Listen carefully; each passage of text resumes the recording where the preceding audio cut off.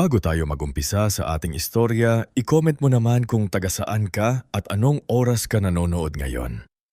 Malay mo habang nakikinig ka sa kwentong ito sa tahimik na gabi, sa maingay na umaga o habang nagpapahinga mula sa pagod ng buong araw, may parte ng buhay ni isa na makikita mo rin sa sarili mo, lalo na kung minsan ka na ring pinahiya ng mga taong dapat sana ay unang naniwala sa iyo. Si Isandra Malvar o mas kilala sa tawag na Isa ay lumaki sa isang maliit na paupahang bahay sa gilid ng palengke ng San Isidro. Hindi iyon bahay na makikita mo sa mga magazine o sa mga palabas na may malalawak na bintana at malinis na bakuran. Ang bahay nila ay may bubong na yero na maingay tuwing umuulan. Sahig na semento na malamig sa paa kapag madaling araw at dingding na manipis. Kaya halos maririnig ang usapan ng kapitbahay. Sa harap ng bahay nila ay may mga tindahan ng isda, gulay at ukay-ukay. Kaya kahit madaling araw pa lang gising na ang paligid sa ingay ng mga nagtitinda at mga mamimiling nakikipagtawaran. Bata pa lang si Isa, sanay na siyang gumising ng maaga, habang ang ibang bata sa edad niya noon ay humihingi ng baon o naghahanda para sa school ng may lambing mula sa magulang. Si Isa ay tahimik na nag-iigib ng tubig, nagsasaing ng kanin at nagliligpit ng pinagkainan bago pa man siya makapag-ayos ng sarili. Hindi dahil likas na tamad ang pamilya niya, kundi dahil sa bahay nila, si Isa ang laging inaasahang kikilos kahit hindi inuutusan. Ang ama niyang si Dolfo Malvar ay dating delivery helper sa isang maliit na hardware, ngunit dahil sa madalas na pakikipag-away sa trabaho, napilitan itong umalis. Mula noon, palipat-lipat na lang siya ng racket. Minsan tagabuhat sa palengke, minsan kolektor sa pautangan ng kaibigan, minsan naman tambay sa kanto, habang kulwari ay naghihintay ng oportunidad. Ang ina naman ni Isa na si Marites Malvar ay magaling makisama sa kapitbahay kapag may pakinabang. Ngunit sa sariling bahay ay mas madalas ang talas ng dila kaysa lambing ng ina. Isa, bilisan muna sa paghuhugas ng plato. Sigaw ni Marites isang umaga habang nagsusuklay sa harap ng basag na salamin. Hindi ka prinsesa dito para kumilos ng mabagal. Tahimik lamang na sumagot si Isa. Opo, Nay. Puro opo singit ni Dolfo mula sa maliit na mesa habang umiinom ng kape. Dapat sa bata tinuturuan ng dumiskarte, hindi yung lagi na lang maaawa sa kung sino-sino. Napahinto saglit si Isa sa paghuhugas. Alam niya kung saan papunta ang usapan. Noong nakaraang araw kasi binigyan niya ng kalahating tinapay ang batang pulubi na umiiyak sa tapat ng palengke. Nakinta iyon ng kapitbahay nilang si Aling Nena. At siyempre nakarating agad kay Marites. Hindi tayo mayaman, Isa. Dagdag ni Marites, nakatingin sa kaniya sa salamin. Kapag may hawak kang pagkain, isipin mo muna sarili mo. Hindi yung kung sino-sino ang pakakainin mo. Ano ka santo, hindi na sumagot si Isa. Bata pa lang siya, alam na niyang mas lalong hahaba ang sermon kapag nagpaliwanag siya. Pero sa loob niya may maliit na tinig na nagsasabing hindi mali ang tumulong. Ang tinig na iyon ay hindi galing sa magulang niya. Galing iyon sa lola niyang si Benilda. Ang tanging taong nagparamdam sa kanya noon na hindi kahinaan ng pagiging mabait. Si Lola Benilda ang dating nag-aalaga kay Isa noong maliit siya. Isang payat na matandang babae na may puting buhok, malalim na kulubot sa noo at mga kamay na laging amoy dahon ng pandan dahil mahilig itong magluto ng kakakani. Kapag napapagalitan si Isa sa tabi ng lola, siya umiiyak. Kapag gutom siya, si Lola Benilda ang nagtatago ng kaunting suman sa lumang lata ng biskit. At kapag pinapagalitan siya dahil sa pagtulong si Lola Benilda, ang palaging bumubulong sa kanya. Sabi noon ng matanda habang hinihimas ang buhok niya, ang tao hindi sinusukat sa kapal ng bulsa. Sinusukat siya sa kaya niyang ibigay kahit kaunti lang ang meron siya. Pero sabi po ng tatay kapag maawain daw nalalamangan. Sagot ng batang Isa noon. Ngumiti si Lola Benilda. Malungkot ngulit payapa.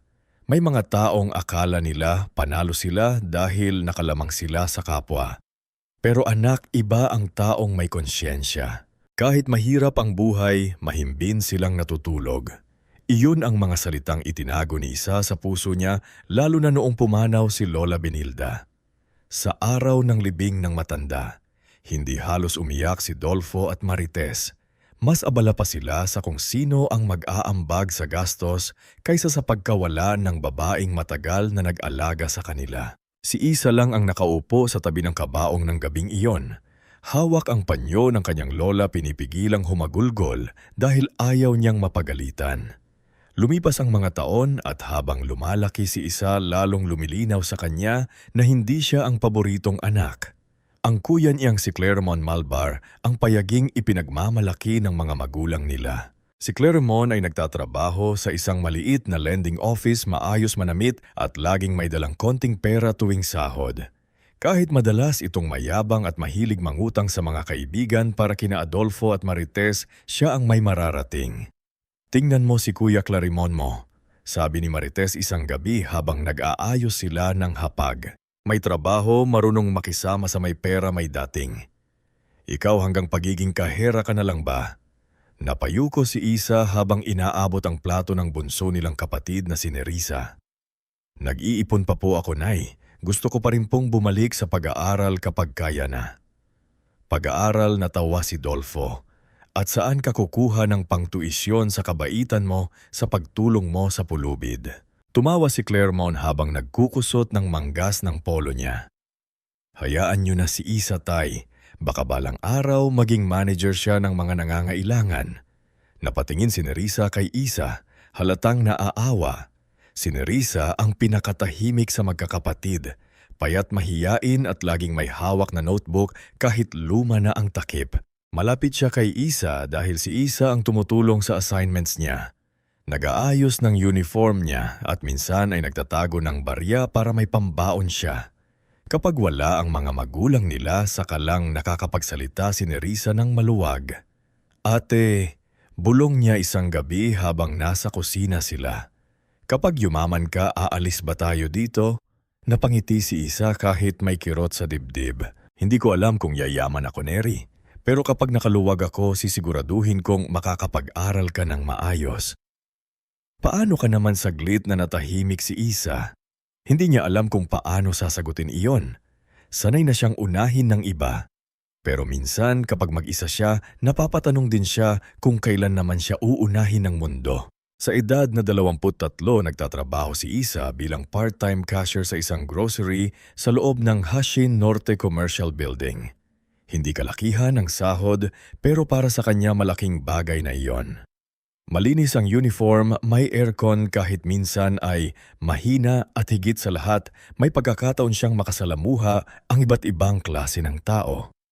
May mga customer na masungit, may mga nagmamadali, may mga nanay na kulang ang pambayad at may matatandang hirap magbuhat ng pinamili. Sa mga ganitong pagkakataon, hindi mapipigilan ni Isa ang tumulong. Isa ikaw na naman ang nagbuhat ng grocery ni Aling Viring hanggang sa kay tanong ng kaibigan niyang si Mayi Deon. Isang stock clerk na laging may biro kahit pagod na pagod na. Nahirapan siya Sagot ni Isa habang inaayos ang resibo sa counter. Umiling si Mayi pero nakangiti. "Alam mo, minsan feeling ko hindi ka tao. Extension ka ng customer service." Napatawa si Isa. "Grabe ka naman." Pero seryoso, dagdag ni May habang sumisilip kung may supervisor. "Ingat ka rin.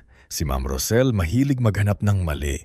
Si Rosel Tanglao ang supervisor ng grocery. Mahigpit ito. Laging nakaipit ang buhok at halos hindi ngumiti. Hindi naman siya masama pero takot siyang magkaroon ng reklamo mula sa management. Kaya bawat galaw ng empleyado ay binabantayan niya. Kapag lumampas ka ng break ng 2 minuto, alam mo yon. Kapag may kulang sa kaha, kahit piso, maririnig mo agad ang sermon." Bukod kay Mayvi, naging kaibigan din ni Isa si Tirso Balingit, ang janitor na dating seaman. Mahilig itong magkwento ng mga lugar na napuntahan niya. Kahit minsan ay hindi na malaman ni Isa kung alin ang totoo at alin ang dinagdagan lang para maging masaya. Mayroon din si Aling Paseng Soriano, tindera ng kakanin sa labas ng building na laging nagbibigay kay Isa ng libreng kutsinta kapag alam nitong hindi pa siya nakakakain. "Anak, kain ka muna," sabi ng Aling Paseng isang hapon habang inaabot ang maliit na supot. "Namumutla ka na. Naku, Aling Pasing, nakahiya po. Mas nakakahiya yung mahimatay ka habang nagkakahera. Biro ng matanda, kunin mo na. Sa ganitong maliliit na kabutihan, nakakahanap ng lakas si Isa. Kahit sa bahay ay madalas siyang maliitin. Sa trabaho ay may mga taong nakakakita sa sipag at bait niya. Isang tanghaling medyo maulan na naging mas maraming tao sa grocery dahil nagsisiksikan ang mga customer habang naghihintay humupa ang ulan. Abala si Isa sa counter nang mapansin niya ang isang matandang babae na paikot-ikot sa aisle ng pangunahing bilihin. Nakasuot ito ng lumang ngunit malinis na bestida, kulay abong cardigan at hawak ang isang maliit na pitaka. Hindi ito mukhang pulubi pero makikita sa kilos nito ang pag-aalangan. Ilang beses nitong binalikan ang estante ng bigas, tiningnan ng presyo ng gatas at matagal na hinawakan ang kakahon ng gamot bago inilagay sa basket. Hindi alam ni Isa na ang matandang iyon ay si Doña Aurelia Vintanar, ang tunay na may-ari ng Henda Norte Commercial Building. Sa araw na iyon, sinadya nitong magpanggap bilang ordinaryong customer upang makita kung paano tinatrato ng mga tauhan at mamimili ang isang matandang mukhang walang kapangyarihan. Matagal na nitong naririnig ang reklamo tungkol sa building. May mga empleyadong masungit. May mga tenant na natatakot magsumbong at may mga taong pakitang tao lamang kapag alam nilang mayaman ang kaharap. Nang dumating sa counter ni Isa si Doña Aurelia, maingat nitong inilapag ang mga pinamili. 5 kilong bigas, 2 lata ng gatas tinapay, ilang dilata at gamot. Magandang tali po, Nay. May senior discount card po kayo. Tumingala ang matanda at bahagyang ngumiti. Meron sana anak kaso naiwan ko yata sa lumang bag ko. Sige po, tignan po natin kung ano ang kaya nating gawin. Mahinahong sagot ni Isa. Habang iniskan niya ang mga bilihin, napansin niyang kinakapa ng matanda ang pitaka nito na parang kinakabahan. Nang lumabas ang total, bahagyang natigilan si Doña Aurelia. Kinuha nito ang isang lumang card ngunit nang i-swipe hindi gumana. Sinubukan ulit ni Isa pero declined pa rin. Naku, mahinang sabi ng matanda. Baka may problema lang. Pwede bang bawasan ko na lang ang ibang items? May ilang customer sa likod ang nagsimulang mainip. Ang tagal naman. Bulong ng isang babae. Kung walang pamayad, huwag nang pumila. Dagdag ng isang lalaki sa likod. Naramdaman ni Isa ang pag-init ng mukha ng matanda. Nakita niya kung paano nito dahan-dahang kinuha ang gatas at gamot, tila iyon ang unang ibabalik kahit halatang kailangan. Sa sandaling iyon, parang narinig ni Isa ang boses ni Lola Benilda. Ang tao hindi sinusukat sa kapal ng bulsa. Nay, mahinang sabi ni Isa, "Ako na po sa kulang." Nanlaki ang mata ng matanda. Hindi, Nay. Nakakahiya naman. Kaunti lang naman po pagsisinungaling ni Isa kahit alam niyang malaking bawas iyon sa iipon niyang nakalaan sana sa bayad sa kuryente nila. Saka, kailangan niyo po yung gamot. Kinuha ni Isa ang maliit niyang pitaka sa bulsa ng uniform. Ibinilang niya ang perang matagal niyang inipon, mga tig-iisang 20 at ilang barya. Habang ginagawa niya iyon, nakita siya ni Maeve mula sa kabilang aisle at napabuntong hininga na lang. Alam ni Maeve na kapag ganito si Isa, walang makakapigil. Ngunit bago pa tuluyang matapos ang transaksyon, bumukas ang automatic door ng grocery at pumasok sina Dolfo, Marites at Clarimon. May dala silang payong at halatang galing sa labas ng building. Bibili sana sila ng panghanda dahil kaarawan ng isang kapitbahay na gusto nilang pakitang tao. Una pa lang masama na ang tining ni Marites nang makita si Isa sa counter. Ayan siya, sabi ni Marites kay Claremont. Tignan mo nga kung seryoso sa trabaho o nakikipagdaldalan na naman. Saktong inabot ni Isa ang resibo kay Doña Aurelia at sinabing, "Okay na po, Nay. Ingat po kayo sa pag-uwi." Narinig yon ni Dolfo. Nakita rin niya ang bukas na pitaka ni Isa at ang sukling hawak nito. Kumunot ang noon niya. Sandali malakas niyang sabi, "Ikaw ang nagbayad ng grocery ng matandang yan. Natahanto ang mga customer." Napatingin si Isa sa ama. "Tay." Lumapit si Dolfo sa counter. Namumula ang muka hindi dahil sa hiya kundi sa galit. "Anong klaseng anak to?" sabat ni Marites. Hinila ang manggas ni Isa sa harap ng counter. Pinapahiya mo kami. Akala siguro ng mga tao dito ang dami mong pera. Hindi ka nga makatulong na maayos sa bahay. Tumawang mahina si Clarimon pero sapat para marinig ni Isa.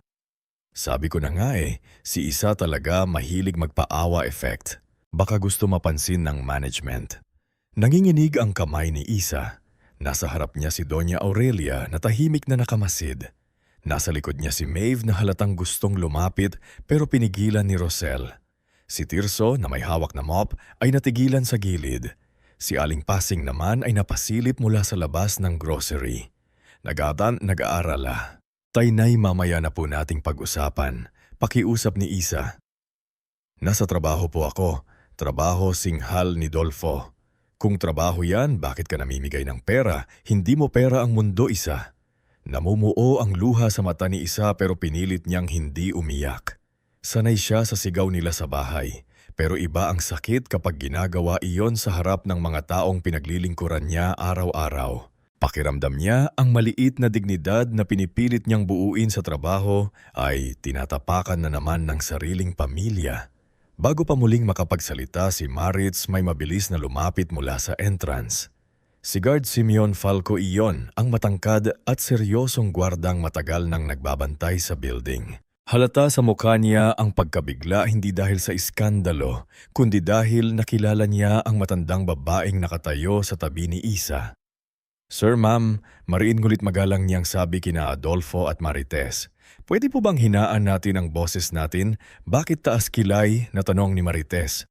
Anak namin to, kami ang may karapatang pagsabihan siya. Tumingin si Guard Simon kay Doña Aurelia sa kabumalulik ang tingin kina Adolfo. Huminga siya ng malalim bago nagsalita. Pasensya na po, sabi niya. Malinaw ang bawat salita, pero ang matanda po na tinulungan niya ay ang may-ari ng buong building. Parang biglang nawala ang ingay sa buong grocery. Natidilan si Dolfo na parang may bumara sa lalamunan niya. Si Marites ay napaatras ng kalahating hakbang lalaki ang mga mata.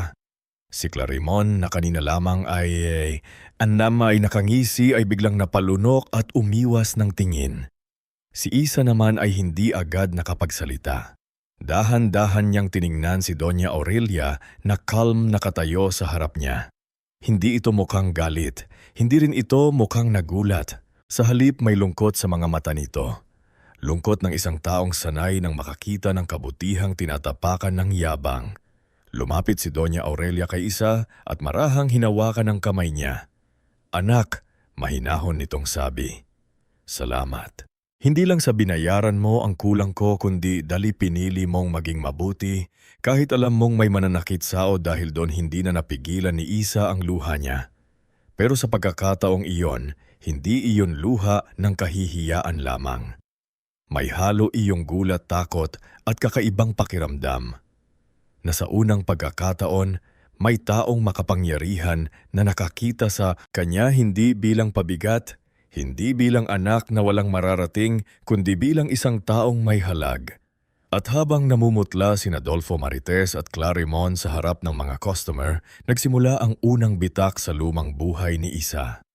Ang buhay na matagal siyang ikinulong sa hiya, takot at pangmamaliit.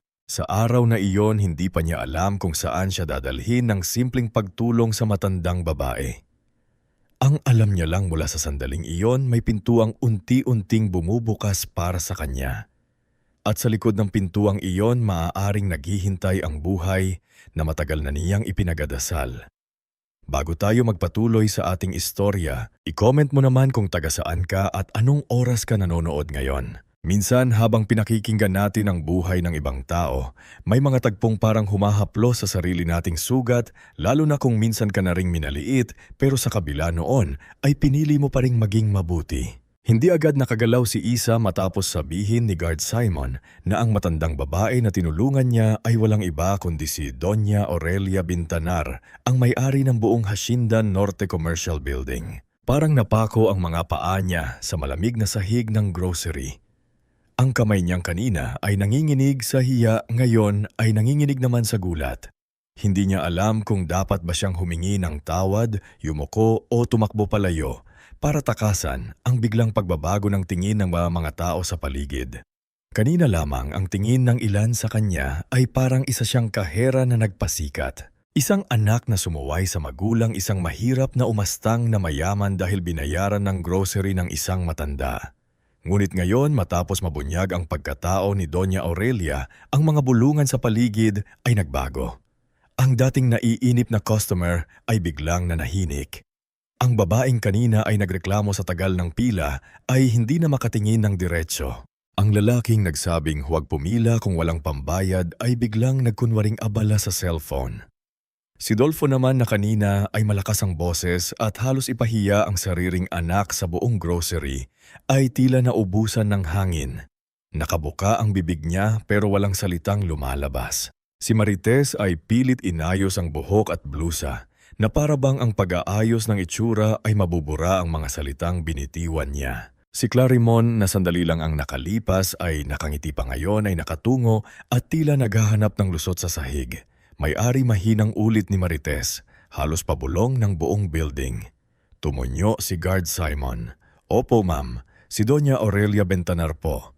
Hindi nagtaas ng boses si Doña Aurelia. Hindi siya nagpakita ng galit. Kahit may sapat siyang dahilan para gawin yon. Sa halip mahinahon niya ang kinuha ang paper bag ng grocery at tumingin muna kay Isa bago hinarap ang pamilya nito. Hindi ko kailangan ng espesyal na pagtrato, sabi ng matanda. Mababa ngunit malinaw ang boses. Pero sa nakita ko ngayon may mga taong mabilis manghusga kapag akala nila mahina ang kaharap nila. Napayo si Isa. Duna't pasensya na po sa gulo. Hindi ko po sinasadya na wala kang dapat ihingi ng tawad, anak. Mahinahong putol ni Doña Aurelia. Ikaw lang ang gumawa ng tama. Parang may kung anong mainit na bagay na bumara sa lalamunan ni Isa. Sa buong buhay niya, bihira siyang makarinig ng ganitong salita. Madalas kahit anong buti ang gawin niya, may mali pa rin sa mata ng magulang niya. Kapag nagbigay siya ng baon kay Nerissa, sasabihin ni Marites ay sinasanay niya ang bunso na maging pala. Kapag tumulong siya sa kapitbahay, sasabihin ni Dolfo ay nagpapagamit siya. Kapag nanahimik siya, sasabihin ni Claremont ay mahina siya. Pero ngayon, sa harap ng mga taong nakakita sa kahihiyan niya, may isang taong nagsabing tama ang ginawa niya. Donya, biglang singit ni Dolfo. Pilit pinapalambot ang boses. Pasensya na ho kayo. Alam niyo naman magulang lang kami. Pinagsasabihan lang namin ang anak namin kasi mahirap ang buhay ngayon. Baka akalain niya pwede na lang maglabas ng pera kahit kailan. Tumingin si Doña Aurelia sa kanya. Hindi matalimang tingin pero sapat para mapatahimik si Dolfo. Ang pagsasabi ng aral magkaiba sa pamamahiya. Lalo na kung ginawa sa harap ng maraming tao. Namula si Dolfo. Hindi na alam kung paano ibabalik ang yabang na kanina ay sagana. Si Marites naman ay agad lumapit kay Isa at kunwaring hinawakan ng braso nito. Anak, bakit hindi mo kasi sinabi na kilala mo pala si Donya? Malambing na sabi niya. Kahit ilang minuto pa lang ang nakararaan ay hinila niya ang manggas ni Isa sa harap ng counter. Napatingin si Isa sa kamay ng ina sa kanyang braso. Hindi iyon hawak ng pagmamahal. Hawak iyon ng biglang interes. Hawak iyon ng takot na baka mapahiya pa sila lalo. Dahan-dahan niyang inalis ang braso nang hindi nagsasalita. Hindi ko po siya kilala, Nay. Sagot ni Isa, tinulungan ko lang siya kasi akala ko kailangan niya ng tulong. Napatingin si Clarimon kay Donna Aurelia. Pilit ngumiti. Ma'am, pasensya na po sa misunderstanding. Ganyan lang po talaga si Isa. Matulungin. Siyempre kami po ang nagturo sa kanya niyan. Halos mapasulyap si May mula sa kabilang aisle. Alam niyang kasinungalingan yon.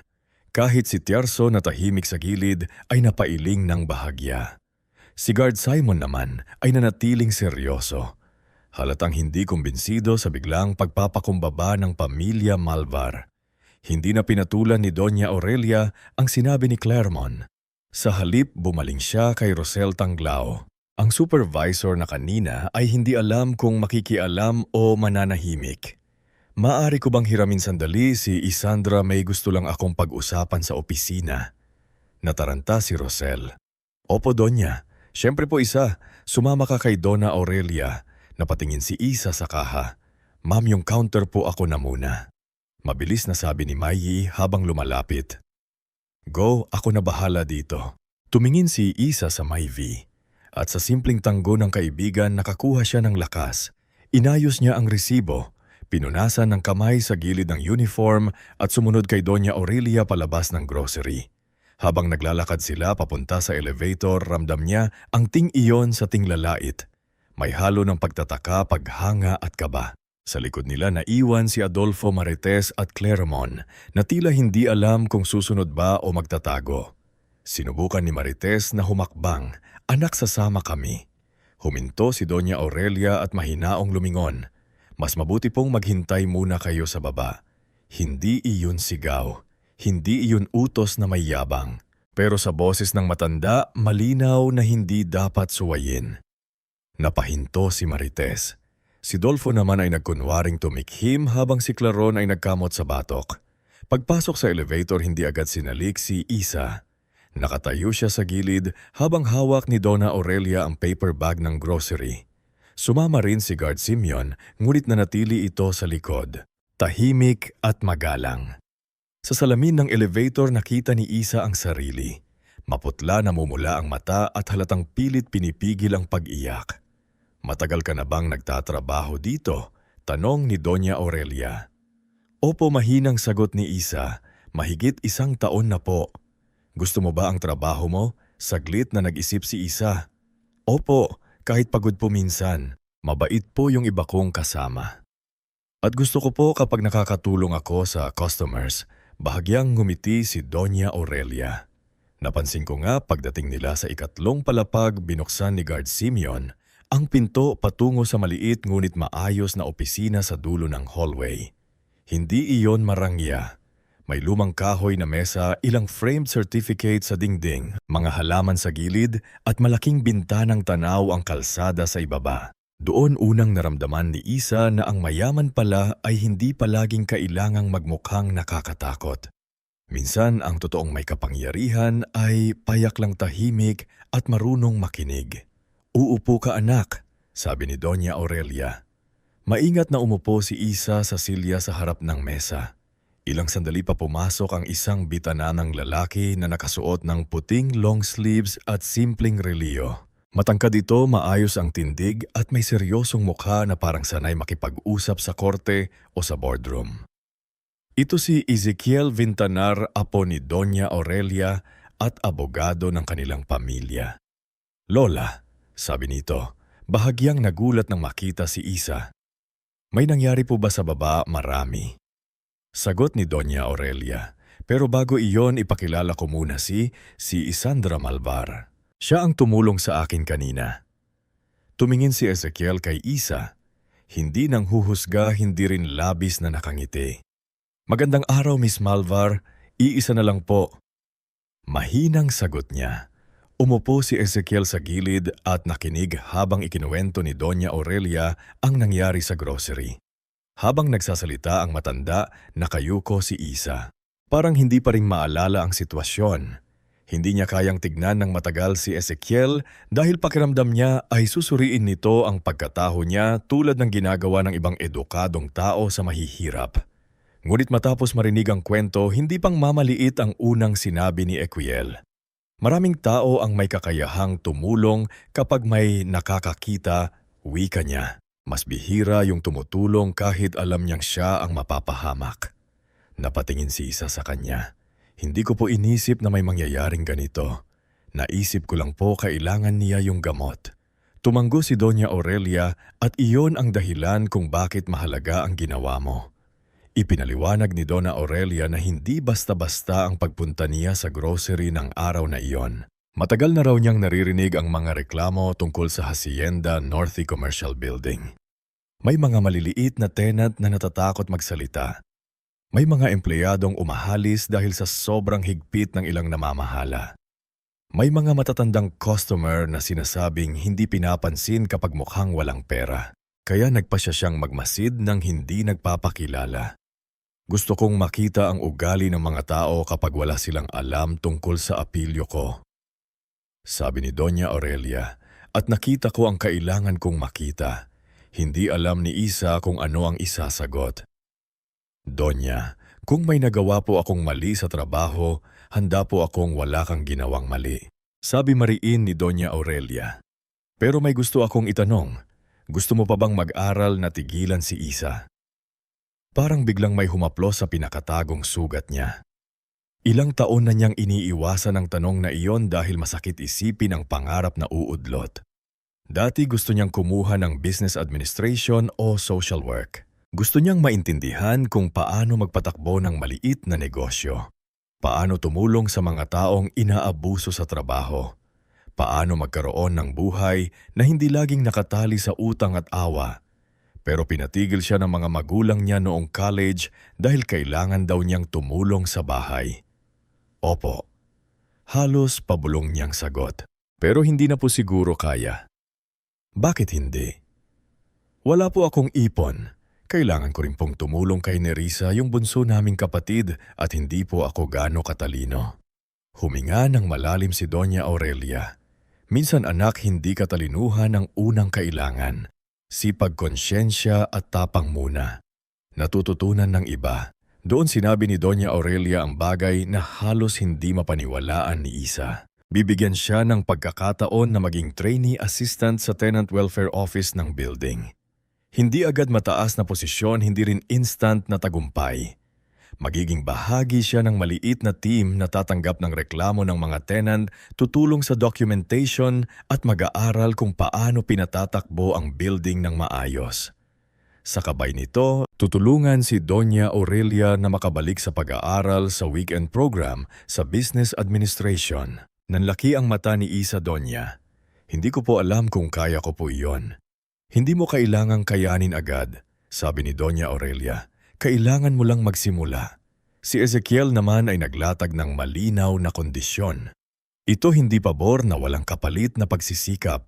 Kailangan mong pumasok sa training, matuto ng records, sumunod sa proseso, at huwag gamitin ang pangalan ni Lola para manindak ng kahit sino. Agad na umiling si Isa. Hindi ko po gagawin iyon. Nakikita ko. Sabi ni Ezekiel, pero kailangan pa ring sabihin. Sa unang pagkakataon sa mahabang panahon may naramdaman si Isa na hindi niya agad mapangalanan. Hindi ito basta saya. May takot din dahil ang oportunidad ay parang pinto na kapag binuksan niya, kailangan niyang iwan ang dating sarili na laging yumuyuko. May kaba dahil alam niyang hindi matutuwa ang pamilya niya. Gulit higit sa lahat, may munting pag-asa na unti-unting sumisindi sa dibdib niya. Pagbaba niya mula sa opisina, makalipas ang halos isang oras, naghihintay pa rin sila Dolfo, Marites at Clarimon, malapit sa entrance ng grocery. Biglang lumiwanag ang mukha ni Marites nang makita siya. Anak, tawag nito ngayon ay malambing na malambing. Ano raw sabi sa'yo? Pinuri ka ba? May ibibigay ba? Hindi nakasagot agad si Isa. Sa tabi niya ay naroon si Simeon at sa hindi kalayuan ay nakatingin si Navy at Tirso. Pakiramdam ni Isa, kailangan niyang pumili kung babalik ba siya sa dating papel niya bilang anak na laging nagpapaliwanag o magsisimula ng humawak sa sariling buhay. Binigyan po ako ng pagkakataong mag-training sa Tenant Welfare Office. Sabi niya, nalaki ang mata ni Claremont. Training sa opisina. Ikaw may bahid ng pang-iinsulto ang huling salita. Pero pinilit ni Isa na huwag magpatinag. Opo, sagot niya. Biglang ngumiti si Marites, ngunit halatang hindi dahil masaya siya para kay Isa. Ay, mabuti naman. Sabi ko na nga ba swerte ka kasi anak ka namin. Dapat bukas ipakilala mo kami kay Donya. Baka naman may pwesto rin si Kuya Clarimon mo. Mas bagay siya sa opisina kaysa sao. Nanikip ang dibdib ni Isa. Hindi pa man nagsisimula ang bagong yugto ng buhay niya, sinusubukan na agad itong kunin ng pamilya niya. Nay, mahinahon niyang sabi, hindi ko po pwedeng ipasok si Kuya. Hindi pa nga po ako nagsisimula. At kailangan po dumaan sa tamang proseso. Nawala ang ngiti ni Marites. Si Dolfo ay kumunot ang noo. Ano, sabi ni Dolfo, nakakapasok ka pa lang dyan, nakakalimot ka na agad sa pamilya mo. Hindi po, sagot ni Isa, pero ayoko pong gamitin ang pagkakataon na ibinigay sa akin para gumawa ng mali. Napangisi si Claremont pero halatang napahiya. Yabang mo na ha, kanina lang umiiyak ka sa counter. Masakit yon, Pero hindi na yumuko si Isa. Hindi po ako nagyayabang kuya. Gusto ko lang gawin ang tama. Mula sa entrance narinig iyon ni Aling Pasing, nakakapasok lang para mag-abot ng kakanin kay Mayvie. Mahina itong ngumiti, tila proud sa dalagang matagal na niyang nakikitang tahimik na nagtitiis. Kinabukasan, nagsimula ang bagong tungkulin ni Isa. Hindi pa siya agad inilipat ng buo. Kalahating araw mula siya sa grocery, kalahating araw sa tenant welfare office upang unti-unting matuto. Sa opisina, nakilala niya ang iba't ibang tenant at empleyado. Si Mang Odon Lakina, may-ari ng maliit na repair shop, ay unang lumapit sa kanya para magtanong tungkol sa renewal ng pwesto. Si Felicisa Gumabon, isang single mother na may karinderya sa food court, ay nagdalamang folder ng resibo habang karga ang bunso niyang anak. Si Ramil Quinto, batang delivery rider, ay nagtanong kung saan pwedeng mag-apply bilang part-time helper tuwing wala siyang delivery. Sa bawat taong humaharap sa kanya, mas nakikita ni Isa na hindi lang building ang Hacienda Norte. Mundo ito ng maliliit na pangarap. Mga tindang ulam, sirang cellphone na inaayos kakaning niluluto madaling araw delivery na hinahabol para may pang-enroll. At sa mundong iyon, maraming taong tahimik na natatakot magsalita dahil sanay silang hindi pakinggan.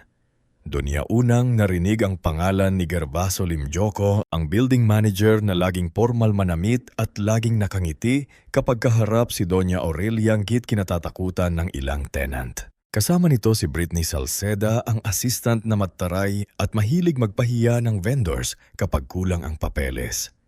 Ma'am Isa, mahinang sabi ni Fel isang hapon habang walang ibang tao sa opisina. Pwede po bang magtanong? Totoo po bang may bagong processing fee sa renewal? Kumunot ang noon ni Isa, processing fee. Wala po akong nabasa sa listahan. Natakot si Felisa at agad iniligpit ang folder. Ay wala po baka mali lang ako. Huwag niyo na pong sabihin na nagtanong ako. Doon unang naramdaman ni Isa na may mali.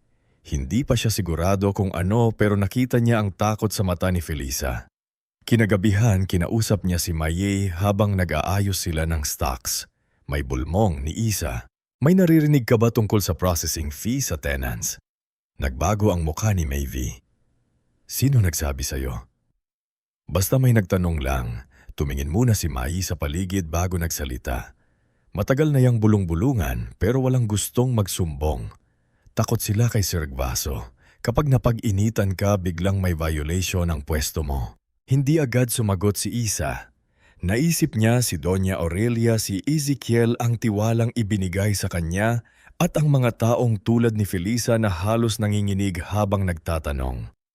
Sa pagkakataong iyon, naunawaan niyang ang bagong buhay na bumubukas sa kanya ay hindi lang pala tungkol sa pag-angat niya. Tungkol din iyon sa responsibilidad na makita ang mga bagay na matagal nang tinatakpan. Sa mga sumunod na linggo, tahimik na nakinig si Isa. Hindi siya padalos-dalos. Alam niyang bago pa lang siya at madali siyang mapagbintangan na nakikialam. Lumapit siya kay Tirso na madalas nakakakikita ng nangyayari sa hallway. Kinausap niya si Aling Pasing na matagal na nagtitinda sa labas at maraming naririnig mula sa ibang vendors. Si Simeon naman ay minsang nagbigay sa kanya ng simpleng paalala. Isa, sabi nito habang naglalakad sila sa labi isang gabi. Kapag may hinahanap kang katotohanan, ingat ka. May mga taong mas takot mabuko kaysa gumawa ng mali. Tumanggo si Hisa.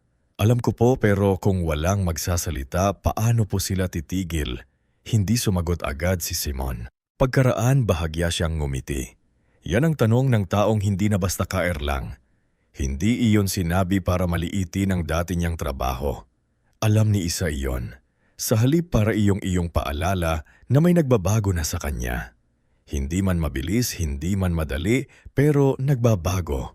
Samantala sa bahay ng mga Malvar, lalong lumala ang tensyon. Gabi-gabi tinatanong siya ni Marites kung kailan niya sila ipapakilala kay Doña Aurelia. Si Dolfo naman ay nagpaparinig na baka pwede siyang makahingi ng maliit na pwesto sa building. Si Claremont ay paulit-ulit na sinasabing sayang ang koneksyon kung hindi gagamitin. Yes, sasabihin mo lang kay Donya na kapatid mo ako, sabi ni Claremont isang hapunan. Madali lang naman yon, office work din naman ginagawa ko. Kuya, hindi po ako ang magdedesisyon, no? Sagot ni Isa. Hindi ka magdedesisyon o ayaw mo lang? Matalim na tanong ni Claremont. Baka gusto mo ikaw lang umaangat. Hindi na nakatiis si Nerissa. Kuya, kakaumpisa pa lang ni ate. Bakit ni siya pinipilit? Sausaw ka na naman. Singhal ni Marites kaya lumalaki ulo niyan dahil may kumakampi. Napatingin si Isa kay Nerissa at marahang umiling senyas na huwag na itong makipagtalo.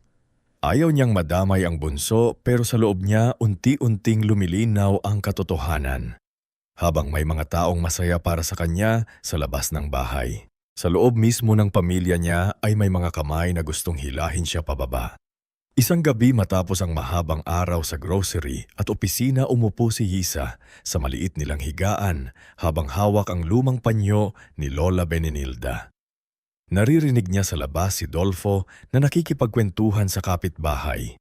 Ipinagyayabang na konektado na raw sila sa may-ari ng building. Naririnig niya si Marites na nagpaplano kung paano lalapit kay Doña Aurelia.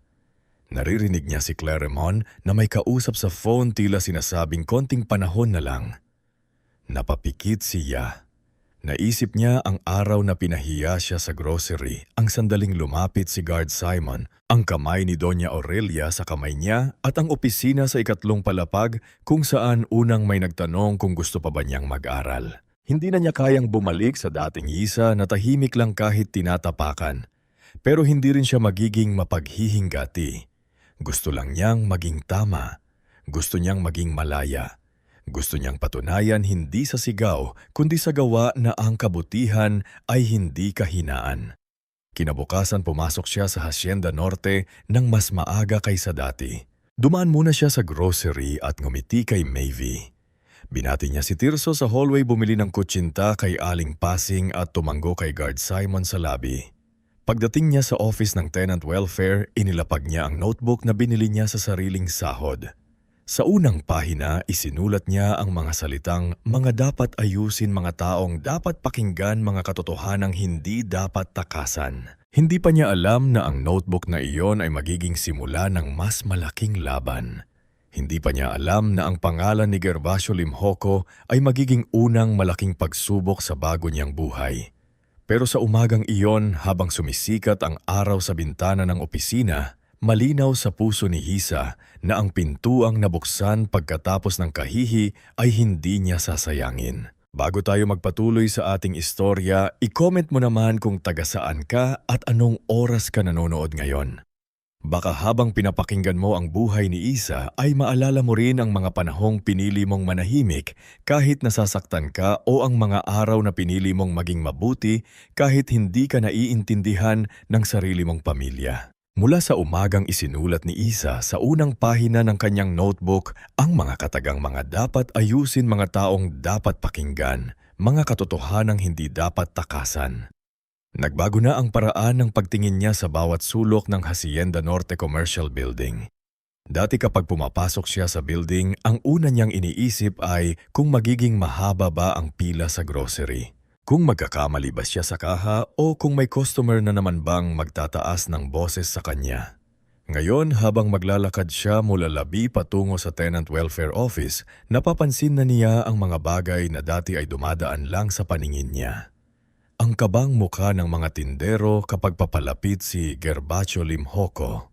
Ang biglang pananahimik ng mga empleyado kapag dadaan si Britney Saleda at ang mga sobre na pasimpleng inaabot sa likod ng ilang saradong pinto. 6 na buwan na ang lumipas mula nang tulungan niya si Doña Aurelia sa grocery. Hindi naging biglaan ng pagbabago sa buhay ni Isa at lalong hindi ito laging madali. Kalahating araw pa rin siyang tumutulong sa grocery kapag kinakailangan. Ngunit mas madalas na siyang nasa opisina. Nag-aayos ng complaints, nagbabasa ng lease documents, nagtatala ng requests ng tenants, at sumasama kay Ezekiel kapag may kailangang ipaliwanag na proseso. Tuwing Sabado naman pumapasok siya sa Weekend Business Administration Program na pinunduhan ni Doña Aurelia bilang scholarship. Doon niya muling naramdaman ang kaba ng pagiging estudyante, ang pagbubukas ng libro, pagsusulat ng notes, pakikinig sa profesor at pakiramdam na baka hindi siya kasabay ng mga mas bata at mas sanay mag-aral. Sa unang linggo niya sa klase, halos gusto niyang umuwi. Nang ipasagot ng professor ang simpleng accounting exercise na tagalan siya ay sa pag-intindi ng debit at credit. Nakasulat sa papel niya ang mga numero pero parang naglalabo sa paningin niya ang lahat. Sa tabi niya mabilis magsagot ang mga kaklase niyang mukhang fresh graduate pa lang sa senior high. Napabuntong hininga siya at ibinaba ang ballpen. Miss Malvar, tawag ng professor nilang si Professor Lorena Castañeda, isang babaeng nasa edad S na may mahigpit ng mabait na mukha. May problema ba na patayo si Isa? Nahihiya. Ma'am, pasensya na po. Medyo nahihirapan lang po akong sumunod. Hindi siya pinahiya ni Professor Lorena. Sa halip lumapit ito at tiningnan ng papel niya. Hindi ka mahina bago lang ulit sa iyo ang rhythm ng pag-aaral. Ang utak parang kalamnan. Kapag matagal hindi nagamit sa ganitong paraan, kailangan lang ulitin ang ensayo. Iyon ang unang beses na may guro ulit na nagsabi sa kanya na hindi siya bobo. Pag-uwi niya noong gabing iyon, dala niya ang makapal na module at halos pinipikit-pikit na sa jeep dahil sa pagod. Pero kahit sumasakit ang ulo niya, may maliit na ngiting hindi maalis sa labi niya. Pagdating sa dormitoryo ng building staff kung saan pinayagan muna siyang umupa ng maliit na kwarto, sa murang halaga binuksan niya ang notebook at muling sinagutan ang exercise hanggang alas 12 ng gabi. Hindi na siya nakatira ng madalas sa bahay nila Dolfo at Marites. Noong una, umuuwi pa rin siya pagkatapos ng trabaho. Pero gabi-gabi siyang sinasalubong ng reklamo. Minsan ay tungkol sa pera. Minsan ay tungkol kay Clarimon na hindi niya raw tinutulungan. Minsan naman ay tungkol sa mga kapitbahay na nagtatanong kung bakit hindi pa sila raw napapakinabangan sa koneksyon kay Doña Aurelia. Iya ang taas na ng tingin mo sa sarili mo. Sabi ni Dolfo isang gabi habang nakaupo sa plastic chair sa sala. Dati konting sermon lang namin, tahimik ka. Ngayon sumasagot ka na. Hindi po ako sumasagot, Tay. Mahinahon niyang sabi habang nilalapan ng bag. Nagpapaliwanag lang po ako. Pareho lang yon, singhal ni Marites. Kapag magulang ang nagsasalita, dapat nakikinig ang anak. Nasa kusina si ni Isa noon nakatayo habang hawak ang pinggan. Kita ni Isa ang takot sa mata ng bunso. Gusto nitong kumampi pero alam nitong kapag nagsalita siya, siya naman ang pagbubuntu ng galit. Sa mga gabing ganon, mas lalong nagiging malinaw kay Isa na hindi sapat na magkaroon ng bagong trabaho kung uuwi naman siya sa lumang sakit. Kaya nang kinalok siya ni Felicie sa Gumabon na may kakilala siyang nagpapa-bed space malapit sa building, pinag-isipan niya iyon ng ilang linggo. Hindi siya agad nagdesisyon dahil alam niyang magiging gulo iyon sa bahay. Pero isang gabi natapos hingin ni Marites ang halos kalahati ng sahod niya at sabihing obligasyon niyang bumawi sa lahat ng ginastos nila sa kanya mula pagkabata. Napagod na si Isa. Naisabi niya mababamulit buong buo ang boses. Magbibigay po ako para sa bahay pero hindi ko po kayang ibigay lahat. May tuition requirements po ako, may pamasahe, may pagkain at may kailangan din akong ipunin. Tuition requirements. Tumaas ang boses ni Marites. Kung hindi dahil sa amin, wala ka naman sa mundo. Tapos ngayon, uunahin mo ang sarili mo. Si Dolfo naman ay tumayo at itinuro siya. Habang nasa bahay ka namin, susunod ka. Tahimik na tumingin si Isa sa paligid. Sa dingding ay nandoon pa rin ang lumang kalendaryo, sa sulok ay nandoon ang plastic drawer kung saan niya tinatago dati ang lumang panyon ni Lola Benilda. Sa sahig ay nandoon ang mga bakas ng tubig tuwing umuulan. Ilang taon siyang naniwala na tahanan iyon kahit mas madalas siyang masaktan doon. Pero sa gabing iyon naintindihan niyang may mga bahay na tirahan lamang hindi pahingahan. Kung ganun po, sabi ni Isa, aalis na po ako, napahinto silang lahat. Si Nerissa ay napatingin sa kanya na halos maiyak. Aalis ulit ni Clarimon mula sa pintuan, kararating lang galing trabaho. Drama na naman. Hindi sumagot si Isa. Pumasok siya sa kwarto. Kinuha ang maliit niyang bag. Ilang damit, school modules, notebook at panyon ni Lola Benilda. Wala siyang dalang mamahaling gamit dahil wala naman siyang ganon. Pero habang inilalagay niya ang mga damit sa bag, pakiramdam niya ay binubunot niya isa-isa ang tanikala sa dibdib niya. Atem bulong ni Nerissa nang sundan siya sa kwarto. Sama ko, napahinto si Isa. Gusto niyang isama ang bunso pero alam niyang hindi pa sapat ang kinikita niya at hindi pa handa si Nerissa sa gulong susunod. Hinawakan niya ang kamay ng kapatid. Hindi pa ngayon, Neri, pero pangako tutulungan kitang makatapos. Kapag gaya natutulungan kitang makaalis sa tamang paraan. Umiyak si Nerissa habang yumakap sa kanya. Huwag mo akong kalimutan, ate, hinding-hindi. Nang gabing iyon lumipat si Isa sa maliit na dormitoryo malapit sa Hayan na Dorte. Ang kwarto ay halos kasya lang ang isang single bed, maliit na mesa at plastic cabinet. Manipis ang kurtina, maingay ang electric fan at kapag may nagluluto sa kabilang unit, naaamoy niya ang pritong tuyo hanggang unan. Pero sa unang gabing humiga siya roon, walang sumigaw, walang nanghingi ng pera, walang nagsabing wala siyang utang na loob. Sa katahimikan ng maliit na kwarto, napaiyak siya ng matagal.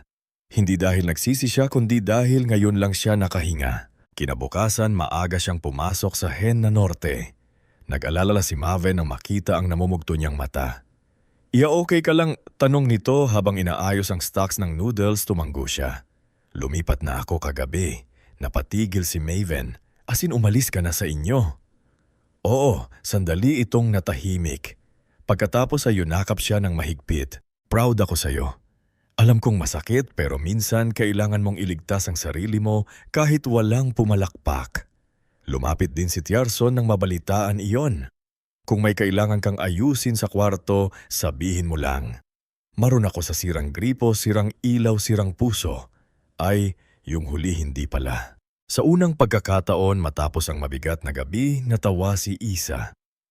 Maliit na tawa lang pero sapat para gumaan ng dibdib niya. Habang inaayos ni Isa ang sarili niyang buhay, mas lumalalim naman ang pagsisiyasat niya sa reklamo ng mga tenants. Hindi siya basta kumilos ng walang pag-iingat.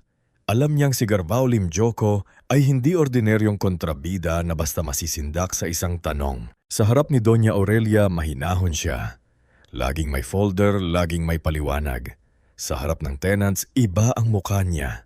Malamig ang tingin, mabigat ang boses at tila kabisado ang lahat ng butas sa patakaran para takutin ang maliliit. Isang hapon habang nasa tenant welfare office, si Isa pumasok si Mang Od Udon Laksina na pawis at may hawak na lumang sobre. "Isa," mahinang sabi nito. "Pwedeng tayo lang muna." Mga pinapasok niya ito sa maliit na consultation area. "Ano po yun, Mang Udon?" Inilabas ng matanda ilang resibo. "Ito yung binayaran ko raw para sa aircon maintenance fee, electrical inspection at renewal assistance. Pero nung humingi ako ng official receipt sa admin, iba ang binigay nila." Hindi tugma. Maingat na tinignan ni Isa ang papel. Ang ilan ay may pirma ni Britney. Ang ilan walang logo ng building. Na kinabahan siya. Kaninong instruction po ito? Yumugo si Mang Odon. "Kay Sir Gerbaso raw, pero huwag mo munang sabihin na galing sa akin. May apo akong pinag-aaral. Kapag nawala pwesto ko, wala kaming kakainin." Pagkatapos ni Mang Odon sumunod na lumapit si Felicisa, may dala itong listahan ng binayaran niya para hindi madelay ang karinderya permit sa food court. Ramil Quinto naman ang nagsabi na minsan siyang pinapagdala ni Britney ng sobre sa isang printing shop sa likod ng palengke. At kapag tinatanong niya kung ano iyon, sinasabihan siyang huwag makialam kung gusto pa niyang makakuha ng delivery pass sa building. Lahat ng iyon ay itinala ni Isa sa notebook. Hindi niya muna pinagsigawan. Kinausap niya si Guard Simon tungkol sa CCTV timestamp sa hallway. Ngunit alam niyang may limitasyon ang maibibigay nito nang hindi lumalabag sa proseso. Kinausap niya si Maven tungkol sa mga naririnig sa grocery. Aling-pasing naman na tila may sariling network ng mga tindera sa buong building ang nakapagsabi sa kanya na may ilang tenant pa ang mas malala ang sitwasyon pero takot na takot magsalita. "Anak," sabi ni Aling Pasing habang nagbabalot ng kutsenta, "kapag pinasok mo yan, siguraduhin mong handa ka. Hindi lang pera ang pinoprotektahan ng mga ganyang tao. Pride nila, pangalan nila, kapangyarihan nila." Alam iyon ni Yaay, pero habang mas marami siyang naririnig, mas hindi niya kayang manahimik. Tuwing gabi pag-uwi niya sa dormitoryo, binubuksan niya ang notebook at inaayos ang ebidensya. Ayon sa petsa pangalan halaga at uri ng reklamo, minsan ay inaabot siya ng 1:00 ng madaling araw. Pagkatapos babasahin pa niya ang module sa accounting o gagawa ng assignment. May mga gabing nanginginig na ang kamay niya sa pagod, pero iniisip niya sina Felicisa, Mang Odon, Ramil at ang iba pang taong walang boses. Kung hindi niya gagawin ito, sino hindi nagtagal? Naramdaman ni Gervasio na may gumagalaw sa ilalim ng tahimik na sistema niya. Isang umaga habang naglalakad siya sa hallway, dala ang folder ng tenant complaints, sinalubong siya nito. Nakasuot ito ng mamahaling barong at may hawak na leather folder. Sa tabi niya ay si Britney Salceda, naka-red lipstick at nakangiting parang laging may alam na sikreto. Miss Malvar, bati ni Gervasio, mukhang abala ka. Opo sir. May inaayos lang pong reports. Reports ulit niya, tila tinitikman ng salita. Maganda ang masipag pero may mga bagay sa building operations na hindi basta naiintindihan ng mga bago. Maingat na tumingin siya isa sa kanya. Opo, kaya nga po ako nag-aaral. Ngumiti si Britney. Ang cute nag-aaral. Hindi pinansin ni Yaisahang pang-insulto. Ngunit nang makalampas siya, narinig niya ang mahinang sabi ni Gervasio. Ang mga taong mabilis umangat minsan mabilis ding bumagsak. Hindi siya lumingon pero nanlamig ang likod niya. Mula noon nagsimula ang banayad ngunit tuloy-tuloy na paninira. May mga dokumentong biglang nawawala sa desk niya. May mga tenant na hindi na tumutuloy sa appointment dahil may nagbabala raw sa kanila. May ilang empleyado na lumalayo sa kanya sa pantry. Isang araw narinig niya ang 2 staff na nag-uusap. Sabi nila ginagamit lang daw ni Aisa si Doña Aurelia para umangat. Oo nga dating caser tapos biglang nasa office. Baka may drama talaga. Masakit pakinggan pero hindi na siya umiyak sa harap nila. Dinala niya ang sakit sa dormitoryo at doon tahimik na inilabas. Kinausap niya si Ezekiel kinabukasan ngunit hindi niya ibinigay lahat ng ebidensya. Sinabi lang niyang may mga irregularities na gusto pa niyang ayusin bago iakyat. Yaya seryosong sabi ni Ezekiel, huwag mong akuin lahat. Kapag may hawak kang ebidensya, kailangan protektado ka rin. Opo, sagot niya, pero gusto ko po munang siguruhin na hindi madadamay ang mga tenant na nagsalita. Matagal siyang tiningnan ni Ezekiel. Iyan ang dahilan kung bakit pinagkakatiwalaan ka ni Lola. Pero iyan din ang dahilan kung bakit madali kang masaktan.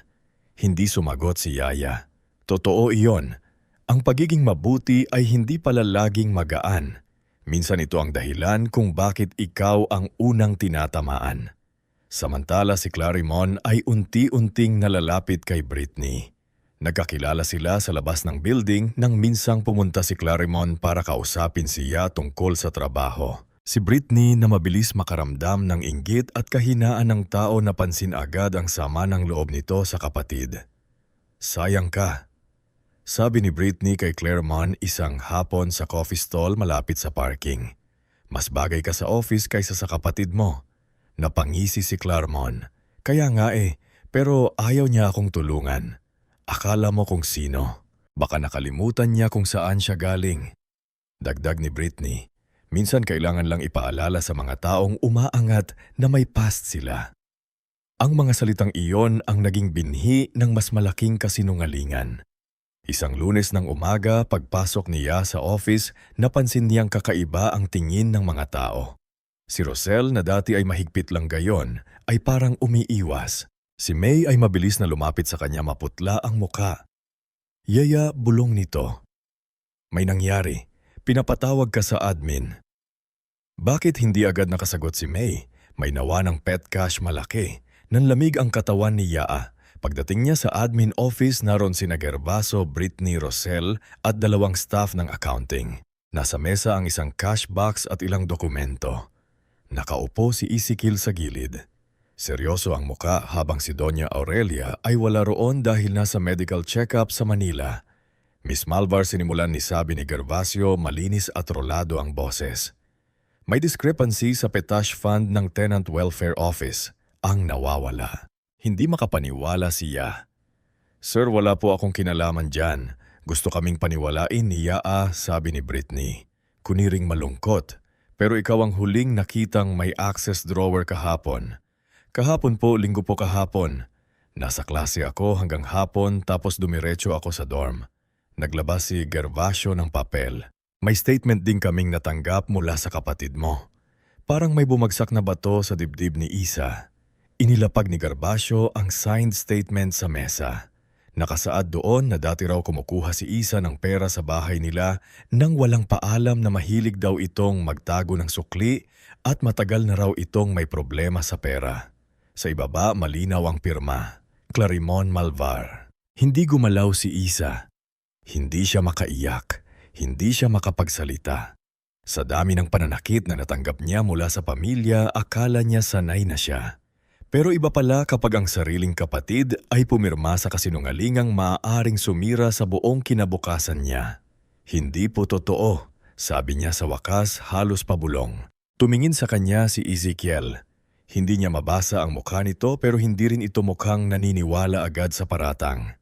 Habang iniimbestigahan ito, sabi ni Garbaso makabubuting pansamantala kang huwag munang pumasok. Napatingin si Isa kay Ezekiel. Sir, huminga ng malalim si Ezekiel. Isa, kailangan nating sundin ang proseso. Pero makikinig ako sa lahat ng panig. Tumango siya kahit parang gumuho ang sahig sa ilalim ng paa niya. Lumabas siya ng opisina na hawak ang bag. Habang ramdam ang team ng mga tao sa hallway sa lobby, nakita siya ni Guard Simeon at agad lumapit. Anak, anong nangyari? Hindi na napigilan ni Isa ang luha. Pinagbintangan po nila ako. Mula sa malayo nakatayo si Britney sa tabi ng pinto ng admin office. May bahagyang ngiting mabilis ding nawala nang makitang lumingon si Isa. Sa sandaling iyon, naintindihan ni Isa na hindi lang ito simpleng paratang. Ito ay ganti, babala para patahimikin siya. Pag-uwi niya sa dormitoryo, binuksan niya ang notebook na puno ng ebidensya laban kay Gerb Solimhoco at Britney Salceda. Sa labas ng bintana, naririnig niya ang tunog ng mga tricycle, tawanan ng mga estudyante at sigaw ng nagtitinda ng taho. Normal ang takbo ng mundo, ngunit para kay Isa parang tumigil ang oras. Kagabi pa siya halos hindi natutulog. Paulit-ulit niyang binabasa ang statement ni Claremont sa isip niya kahit hindi niya hawak ang kopya. Ang sariling kapatid niya ang pumirma sa kasinungalingan. Ang taong kasama niyang lumaki sa isang bubong kahit hindi sila malapit ay handang sirain ang pangalan niya dahil lamang sa inggit at pangakong trabaho. Hinawakan ni Isa ang panyo ni Lola Benilda na nakapatong sa notebook. Lola, bulong niya, tama pa rin po ba na maging mabuti kahit ganito ang kapalit? Walang sumagot siyempre.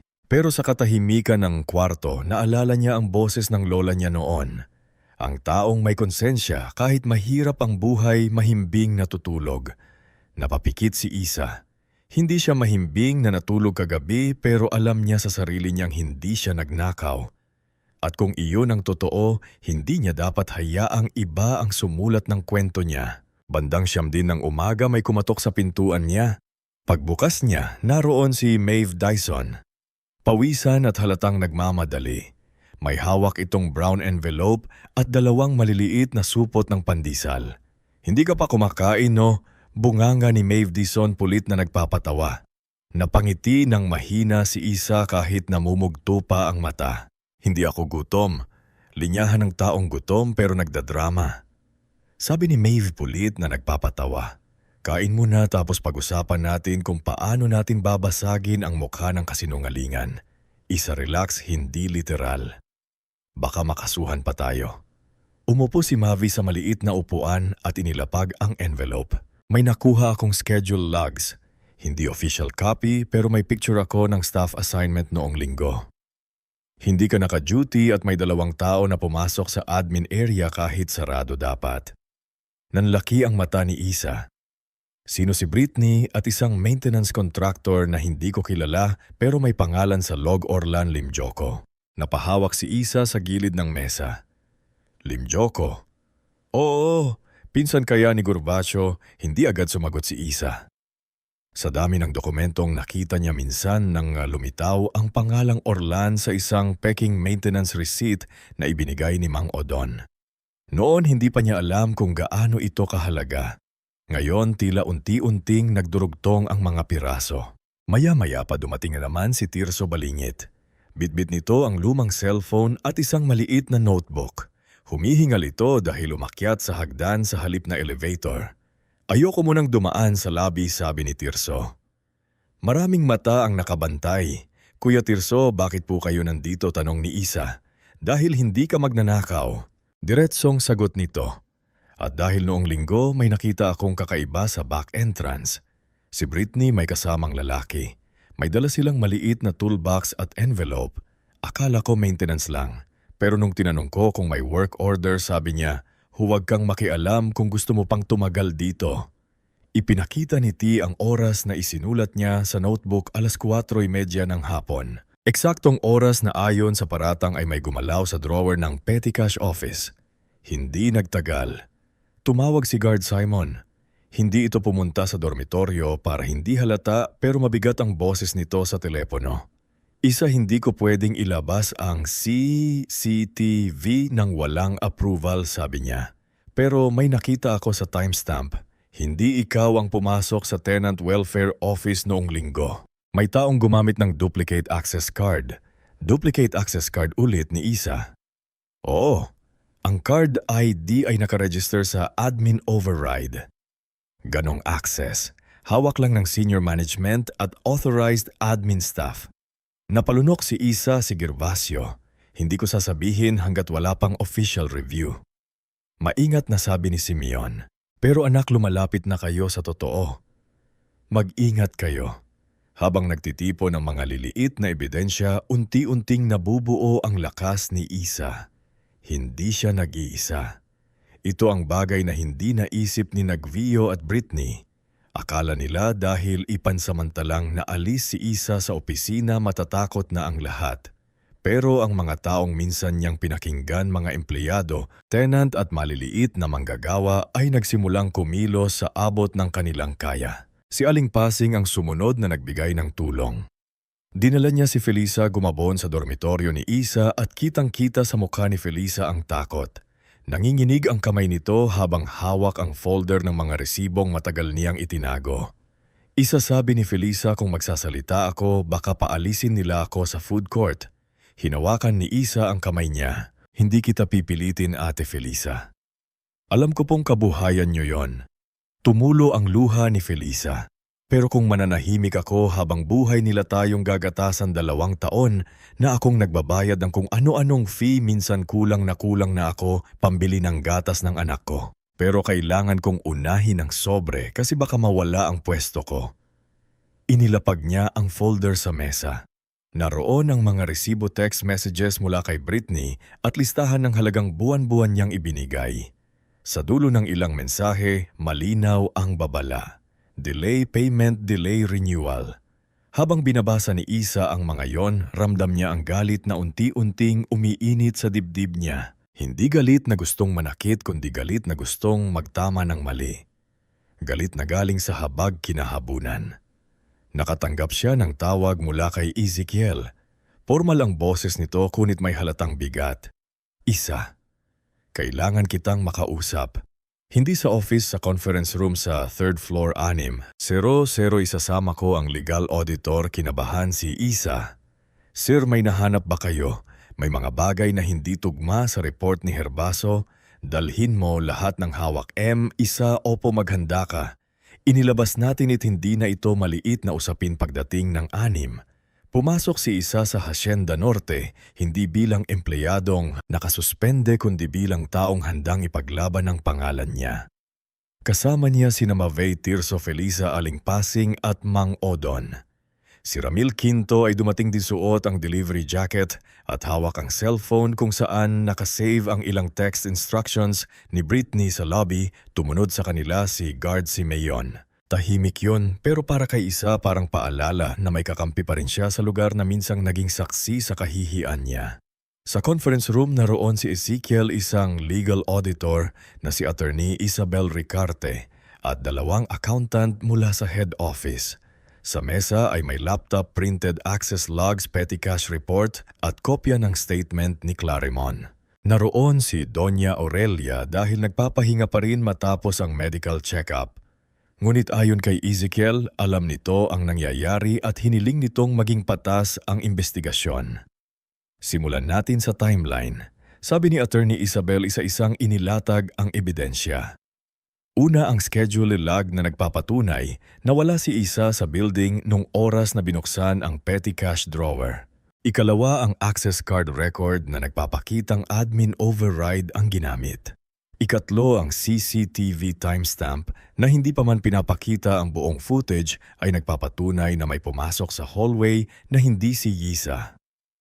Ikaapat ang petty cash voucher na may pirma ni Girbaso para sa maintenance work na hindi naman aprobado ni Doña Aurelia o ni Ezekiel. At ikalima ang pangalan ni Orlan Limjoco, pinsan ni Girbaso na paulit-ulit na lumilitaw sa mga resibo ng peking maintenance. Tahimik si Yiza habang nakikinig. Hindi siya nagdiwang kahit malinaw nang bumabaliktad ang sitwasyon. Sa bawat ebidensyang lumalabas, naaalala niya ang mga tenant na napilitang magbayad.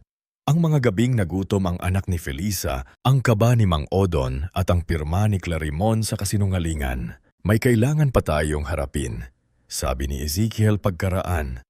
Pinatawag ko sina Gervaso, Britney at Clarimon. Namlamig ang kamay ni Hisa. Makalipas ang ilang minuto, bumukas ang pinto. Pumasok si Gervasio na pilit kalmado. Kasunod si Britney na masyadong ayos ang itsura para sa isang biglaang investigasyon. Huli namang pumasok si Clarimon. Nang makita niya siya, umiwas agad siya ng tingin. Narito na pala ang korte, sarkastikong sabi ni Gervaso. Attorney Vintanar, akala ko ba internal matter lang ito?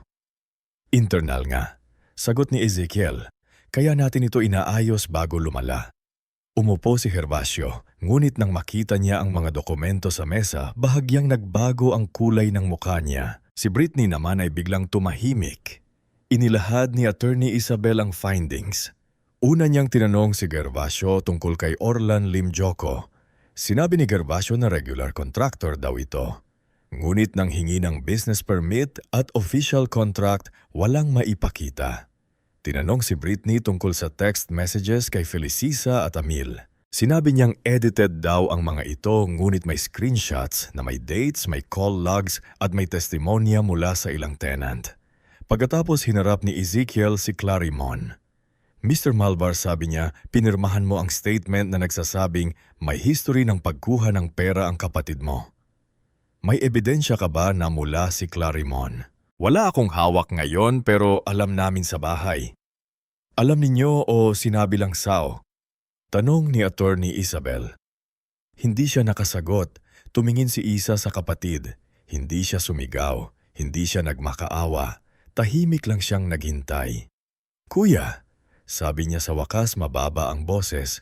Bakit doon unang nabasag ang tindig ni Clarimon? Namilog ang mata niya. Nanginginig ang labi at tila bigla siyang naging batang nahuling nagsisinungaling. Akala ko maliit lang, sabi niya. Sabi ni Britney, character reference lang na kailangan lang ipakita na hindi ka perfect para hindi ka paniwalaan agad. Hindi ko alam na ganito kalaki. Napatingin si Britney sa kanya ng masama. Huwag mo akong idamay. Sinabi mo sa akin na tutulungan mo akong makapasok sa admin. Biglang sigaw ni Clarimon. Sinabi mong kung mapapababa siya may bakanting pwesto. Natahimik ang silid. Hindi makapaniwala si Yeska inang rinig. Kahit sa loob niya ay alam na niya ang sagot. Inggit.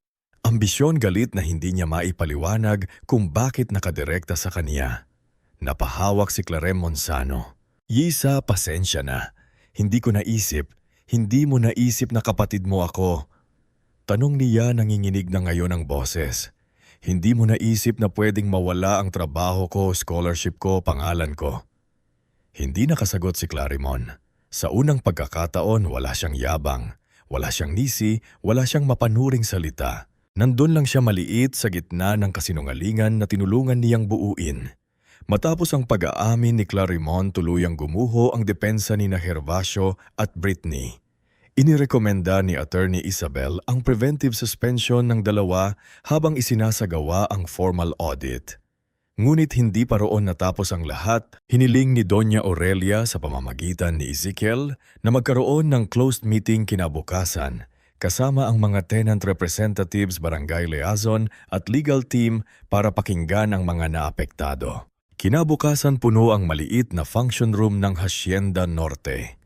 Naroon si Doña Aurelia nakaupo sa wheelchair dahil pinapayuhan ng doktor na huwag munang mapagod, ngunit tuwid ang tindig at malinaw ang mata. Sa tabi niya si Ezekiel. Naroon din sina Isa, Mavi Tirso, Aling Pasing, Felisa, Mang Odon Ramil at ilang tenant na ngayon lang nagkaroon ng lakas ng loob magsalita. Isa-isang lumantad ang kwento. Si Felisa ang unang tumayo. Nanginginig man. Sinabi kung paano siya pinagbaan tabang hindi mare-renew ang pwesto kung hindi magbibigay ng extra fee. Hindi po ako mayaman. Karinderya lang po ang meron ako. Pero buwan-buwan may hinihingi sila. Kapag hindi ako nagbigay, sinasabing may violation ako. Minsan wala nang natitira sa kinikita ko. Sumunod si Mang Odon. Inilabas niya ang resibo at sinabi kung paano siya nagbayad para sa peking inspection. Si Ramil naman ay nagpatunay na ginamit siya sa pagdadala ng sobre. May isa pang tenant si Lorna Bayutin. May maliit na patahian na nagsabing pinagbantaan siyang palalayasin dahil tumanggi siyang magbigay ng holiday gift sa admin. Si Benjo Marasigan, may cellphone accessory stall, ay nagsabing ilang beses siyang pinatawan ng peking penalty. Habang nakikinig si Doña Aurelia, makikita ang sakit sa mukha niya. Hindi dahil sa kahihiyan lamang kundi dahil nangyari ang lahat ng ito sa ilalim ng pangalang pinaghirapan niyang itayo. Humihingi ako ng tawad, sabi niya sa buong silid. Hindi sapat na sabihin kung hindi ko alam. Responsibilidad kong malaman at sisiguraduhin kong hindi na ito mauulit. Sa bandang huli ng meeting, dumating sina Dolfo at Marites. Halatang tinawagan sila ni Clarimon. Pumasok sila na puno ng kaba. Ngunit nang makita ang dami ng tao agad nagbago ang kilos ni Marites. Lumapit siya kay Isa na parang inang nag-aalala. Anak, sabi niya, ano baong nangyayari si Clarimon daw pinapahiyari ito? Napatingin si Isa sa ina. Nay, ako po ang pinagbintangan, ako po ang siniraan, pero pamilya pa rin tayo. Sagot ni Marites, dapat hindi na pinalalaki. Bago pa makasagot si Isa, biglang tumayo si ni Isa mula sa likod. Hindi alam ni Isa na naroon pala ang bunso. Namumula ang mata nito pero matatag ang mukha. Hindi pinalalaki ni ate. Sabi ni Nerissa nanginginig, ngit malinaw ang boses. Matagal niyo na siyang pinapaliit. Ngayon lang siya lumalaban. Natigilan si Dolfo at Marites. Nerissa, tumahimik ka. Mariing sabi ni Dolfo. Hindi na po, sagot ni Nerissa. Ate Isa ang tumulong sa akin sa school. Siya ang nagtatago ng baon ko. Siya ang nagpapalakas ng loob ko. Kapag sinasabihan niyo akong pabigat kung may dapat humingi ng tawad tayo, iyon. Hindi siya, natahimik ang buong silid. Si Isa ay napaiyak hindi dahil sa kahinaan kundi dahil sa unang pagkakataon may kapamilya siyang tumayo para sa kanya sa harap ng lahat. Matapos ang meeting, formal na tinanggal sina Gervasio at Britney sa kanilang posisyon at isinampa ang kasong estafa, falsification at extortion laban sa kanila. Matapos makumpleto ang preliminary audit, si Orlan Limco ay isinama sa investigasyon.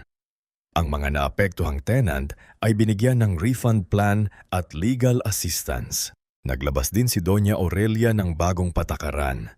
Lahat ng bayarin sa building ay dapat dumaan sa official payment center.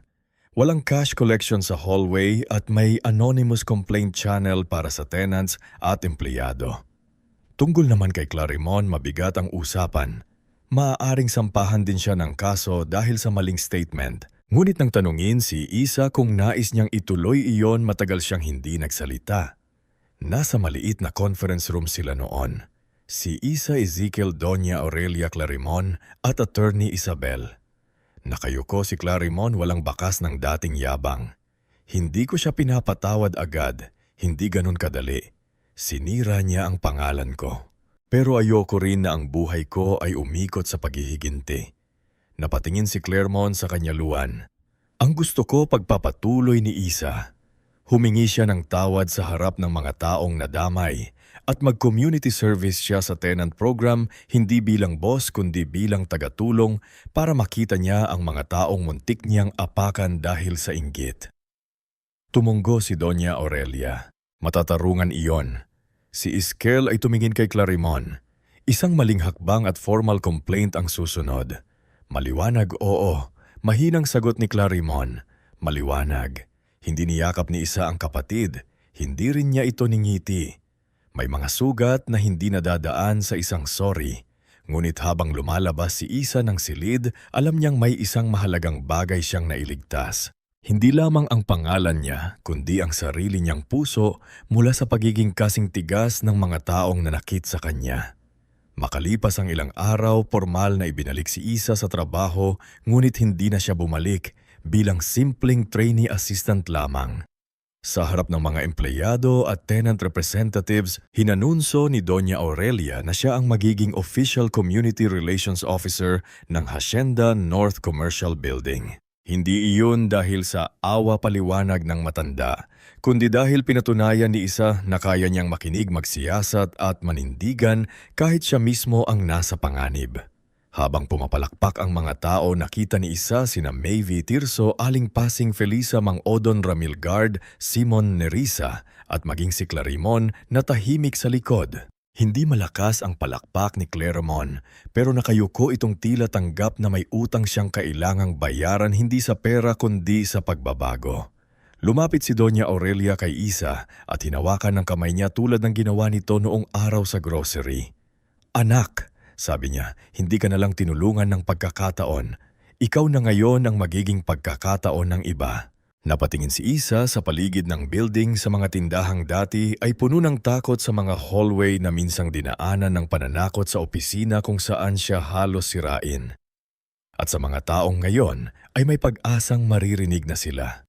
Hindi pa tapos ang laban. Marami pang aayusin. Marami pang sugat na kailangang hilumin. Ngunit sa unang pagkakataon, hindi na siya takot sa bigat ng responsibilidad dahil sa bahaging ito ng buhay niya. Napatunayan ni Isa na ang katotohanan, gaano man ito tabunan ng pera, posisyon at kasinungalingan, ay may sariling paraan para makalabas.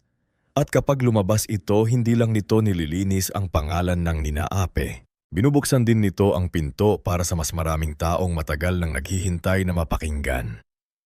Bago tayo magpatuloy sa huling bahagi ng ating istorya, i-comment mo naman kung taga saan ka at anong oras ka nanonood ngayon. Kung sinundan mo ang pinagdaanan ni Isa mula sa araw na pinahiya siya hanggang sa araw na natutunan niyang lumaban, sana sa pagtatapos ng kwentong ito ay maalala natin na may mga taong mabagal man umangat, pero kapag tumayo na, hindi na muling papayag na tapakan. Mula sa araw na inanunsyo ni Doña Aurelia Bintanar na si Isandra Malvar na ang magiging official community relations officer ng Hacienda Norte Commercial Building, hindi naging madali ang mga sumunod na taon. Hindi iyon tulad ng mga kwentong pagkatapos malinis ang pangalan ng bida ay biglang magiging perpekto ang lahat. Sa totoong buhay, kahit napatunayan mong wala kang kasalanan, may mga sugat pa rin kailangang gamutin. Kahit natanggal na ang mga taong nanakit, may mga sistemang kailangang ayusin. At kahit may bagong titulo ka, na kailangan mo pa ring patunayan araw-araw na karapat-dapat ka sa tiwalang ibinigay sa iyo. Si Isa mismo ang unang nakaintindi nito. Nung unang buwan niya bilang Community Relations Officer, halos araw-araw may pumipila sa opisina niya. May tindero ng gulay na nagrereklamo tungkol sa maling singil sa kuryente. May mananahi na humihingi ng extension dahil na ospital ang anak. May batang delivery rider na natanggalan ng access pass dahil sa reklamo ng isang tenant. May matandang tindera na hindi marunong bumasa ng kontrata. May empleyadong matatakot mag-report ng abuso dahil baka mawalan ng trabaho. Dati ang mga ganitong usapin ay natatabunan sa ilalim ng takot at lagay. Ngayon, isa-isa itong inilalapit kay Isa dahil alam ng mga tao na may makikinig na. "Mem Isa," sabi minsan ni Phyllis Gumabon habang nag-aabot ng kape, "huwag mong kakalimutang kumain. Baka sa pagtulong mo sa amin, ikaw naman ang bumagsak." Napangiti si Isa habang nakatitig sa tambak na folder sa mesa. "Kumain na ako kanina. Biskwit lang yon." Sagot ni Felisa, hindi counted yon. Natawa si Mavedison na noon ay stock clerk lang sa grocery, ngunit ngayon ay inventory coordinator na sa tenant support supply room. Ate Felisa, hayaan mo kapag hindi kumain si Isa, ako mismo maglalagay ng kanin sa keyboard niya. Subukan mo. Biro ni Isa, ngunit halata sa mata niya ang pagod. Sa kabila ng pagod, masaya siya. Hindi dahil wala ng problema, kundi dahil may kabuluhan na ang pagod niya. Tuwing may tenant na naiintindihan ng kontrata, tuwing may maliit na negosyanteng hindi na natatakot magtanong, tuwing may empleyadong nakakahinga dahil may proseso ng pinanghahawakan, nararamdaman ni Isa na hindi na sayang ang lahat ng pinagdaanan niya. Sa ikalawang taon, mas lumawak ang programa ni Doña Aurelia. Sa tulong ni Ezekiel Vintanar at ng legal auditor na si Attorney Isabel Ricarte, binuo nila ang Vintanar Community Enterprise Project. Isang proyekto para sa maliliit na negosyante, working students, single parents, senior vendors at mga empleyadong gustong matuto ng basic financial literacy. Si Isa ang naging pangunahing tagapagpatakbo nito. Hindi naging madali ang unang seminar. 10 lang ang dumalo. Ang iba ay nahiyang pumasok dahil akala marunong lang yon para sa marurunong. Ang iba naman ay natakot na baka may bayad pala sa huli. Kaya sa unang araw si Isa mismo ang tumayo sa maliit na function room, suot ang simpleng blouse at dala ang lumang notebook na nagsimula sa lahat. Hindi po ito seminar para ipakitang may kulang kayo. Seminar po ito para ipaalala na kahit maliit ang negosyo, karapatan ninyong maintindihan ang pera ninyo, kontrata ninyo at halaga ninyo. Nasa unang row si Mang Odon Laksina. Nakahalukipik pero halatang nakikinig. Nasa likod si Ramil Quinto. Nakasuot pa rin ng delivery jacket. May hawak na ballpen na hiniram kay Mavey. Nandun si Aling Paseng Soriano, dala ang isang bilwo na kutsinta na libre raw para sa mga estudyante ng buhay. At sa gilid tahimik na nakamasid si Guard Simon Falco na kahit hindi tenant ay dumalo dahil gusto raw niyang maintindihan kung paano mas mapoprotektahan ang mga kao sa building. Sa mga sumunod na buwan, dumami ang dumalo mula 10 naging 30, mula 30 naging 70. Hanggang ang dating maliit na seminar ay naging regular training na dinadaluhan ng mga vendor mula sa ibang bayan. Si Maeve ang naging tagapag-ayos ng inventory at supplies. Si Tirso Balinggit na dating janitor na palaging may biro ay naging safety supervisor matapos maipasa ang training sa building emergency management. Si Felicisa ay nakapagbukas ng pangalawang karinderya sa kabilang wing ng building.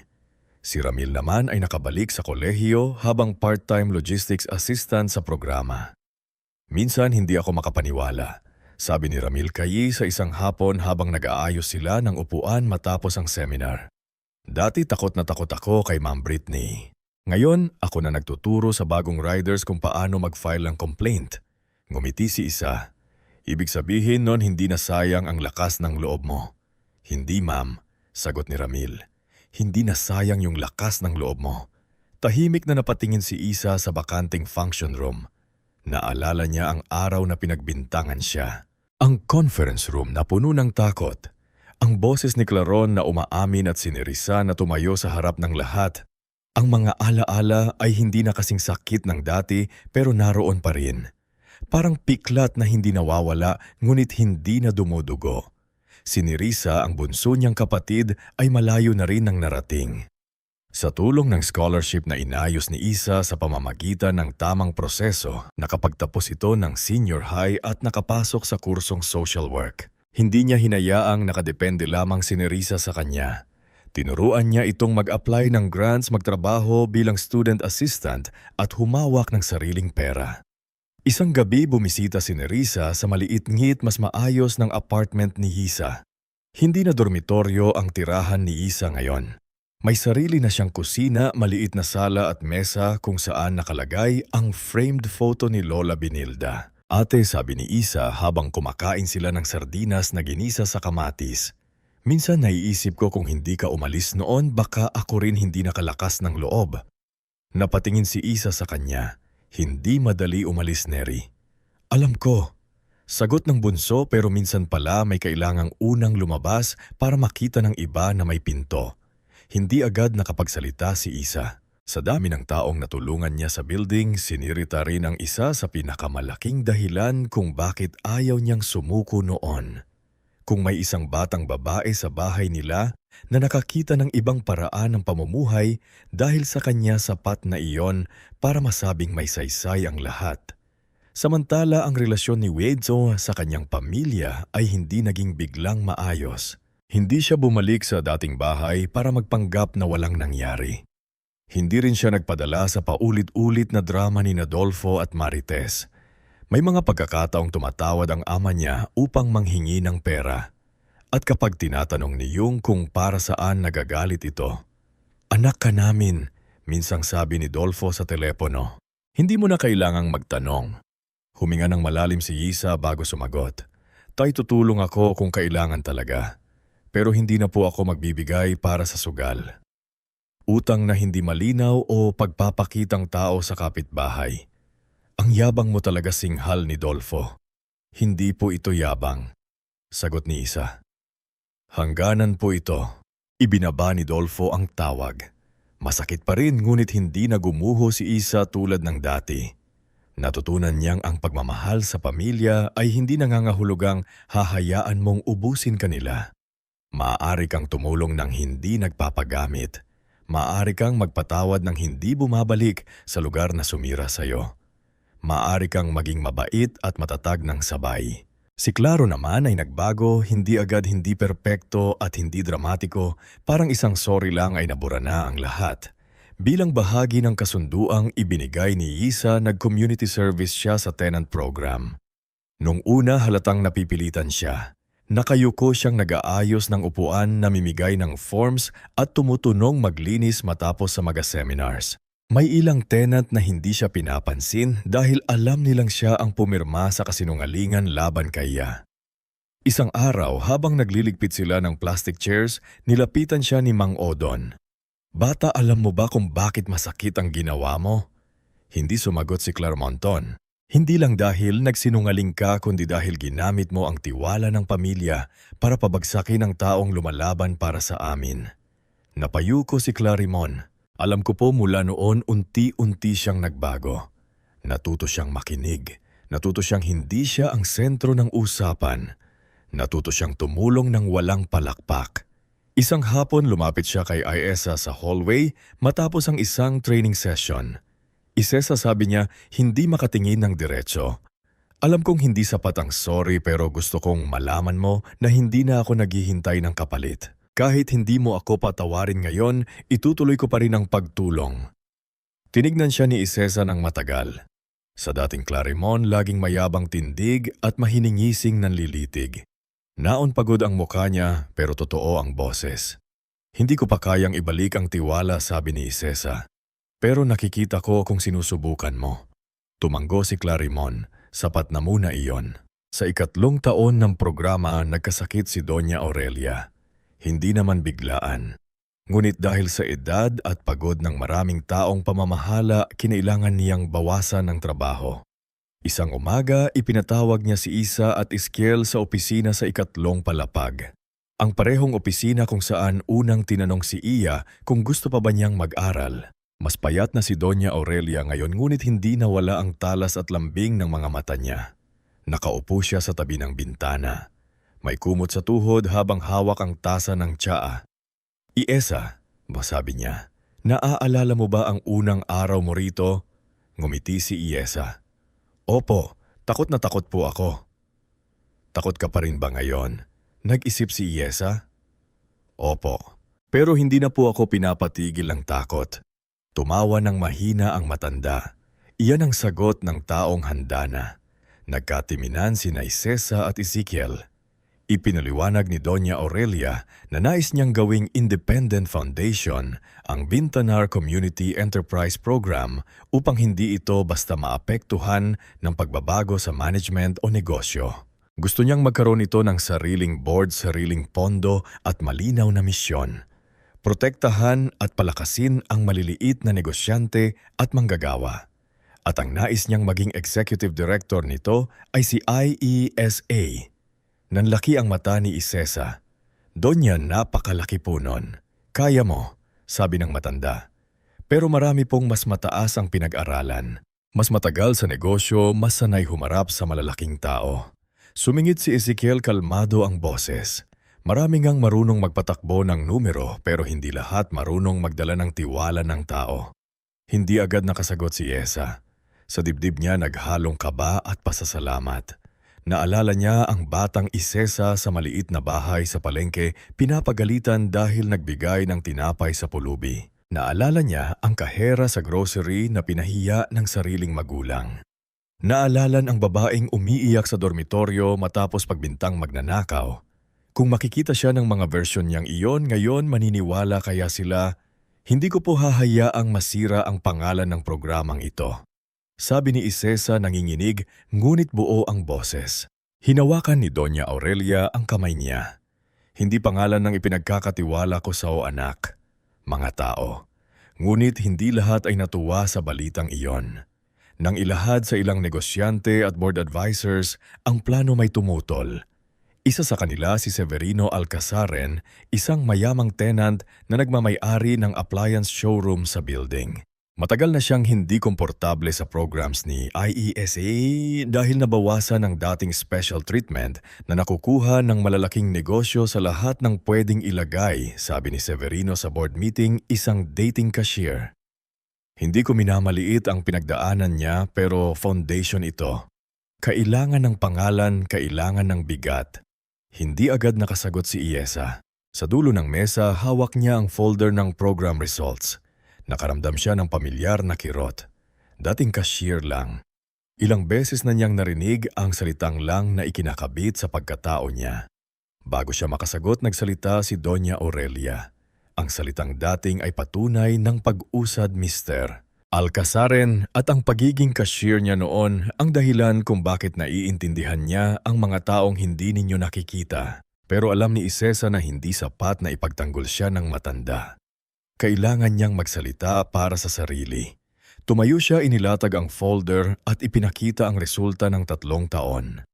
Ilang tenant ang nabigyan ng legal assistance, ilang estudyante ang natulungan na makabalik sa school, ilang negosyo ang naiwasan sa pagsasara, ilang reklamo ang naayos sa tamang proseso at ilang dating empleyado ang napromote dahil sa training. Hindi ko po hinihingi na pagkatiwalaan niyo ako dahil kinawa ako noon ni Doña Aurelia. Hinihingi ko pong tignan nyo ang trabahong ginawa namin. Kung kulang ang resulta, palitan nyo ako. Pero kung ang dahilan lang ay dahil nagsimula akong cashier, hindi po yun kahinaan. Iyon po ang dahilan kung bakit alam ko ang itsura ng taong pagod-takot at hindi pinapakinggan. Natahimik ang silid. Sa public assembly na isinagawa makalipas ang 1 linggo, tuluyang napagtibay ang foundation. Puno ang malaking hall ng Hacienda Norte. Dumalo ang vendors, empleyado, delivery riders, senior citizens, estudyante at pamilya ng mga natulungan ng programa. Isa-isang tumayo ang mga taong naging bahagi ng paglalakbay ni Isa. Si Felisa ang unang nagsalita. Kung hindi dahil sa programang ito, sarado na ang karinderya ko. Ngayon 2 na ang branch ko at may trabaho ang 3 nanay. Nakagaya ko, sumunod si Ramil. Dati po akala ko delivery rider lang ako habang buhay. Ngayon graduating na ako next year. Hindi dahil binigyan ako ng libre kundi dahil tinuruan akong maniwala na kaya kong pagsabayin ang pangarap at trabaho. Si Tirso naman na karaniwang palabiro ay seryosong nagsalita. Si Ma'am Isa hindi niya kami tinitignan bilang mababang empleyado. Kaya mayon kapag may emergency drill alam ng lahat na kasama kami sa sistema. Hindi lang tagalinis pagkatapos ng gulo. Si Aling Pasing ay tumayo rin hawak ang mikropono na parang nanginginig pa ang kamay. Nung una kong nakita si Isa, payat na payat at laging pagod. Pero kahit gutom, marunong magmagandang loob. Ngayon marami na siyang pinapakain, hindi lang ng tinapay kundi ng pag-asa. Sa likod ng hall, tahimik na nakaupo sina Dolfo, Marites, Clarimon at Nerissa. Si Nerissa ay umiiyak habang pumapalakpak. Si Claremont ay tahimik ngunit hindi nainggit ang nasa mukha niya. Si Dolfo ay hindi makatingin ng diretso. Si Marites naman ay hawak ang panyo. Halatang pinipigilan ng luha. Matapos ang assembly, lumapit si Isa kay Marites sa gilid ng hall. Wala siyang kasamang kapitbahay, walang palabas na lambing, walang kunwaring pagmamalaki. Mukha siyang pagod at mas matanda kaysa dati. Isa. Sabi niya mahina ang boses.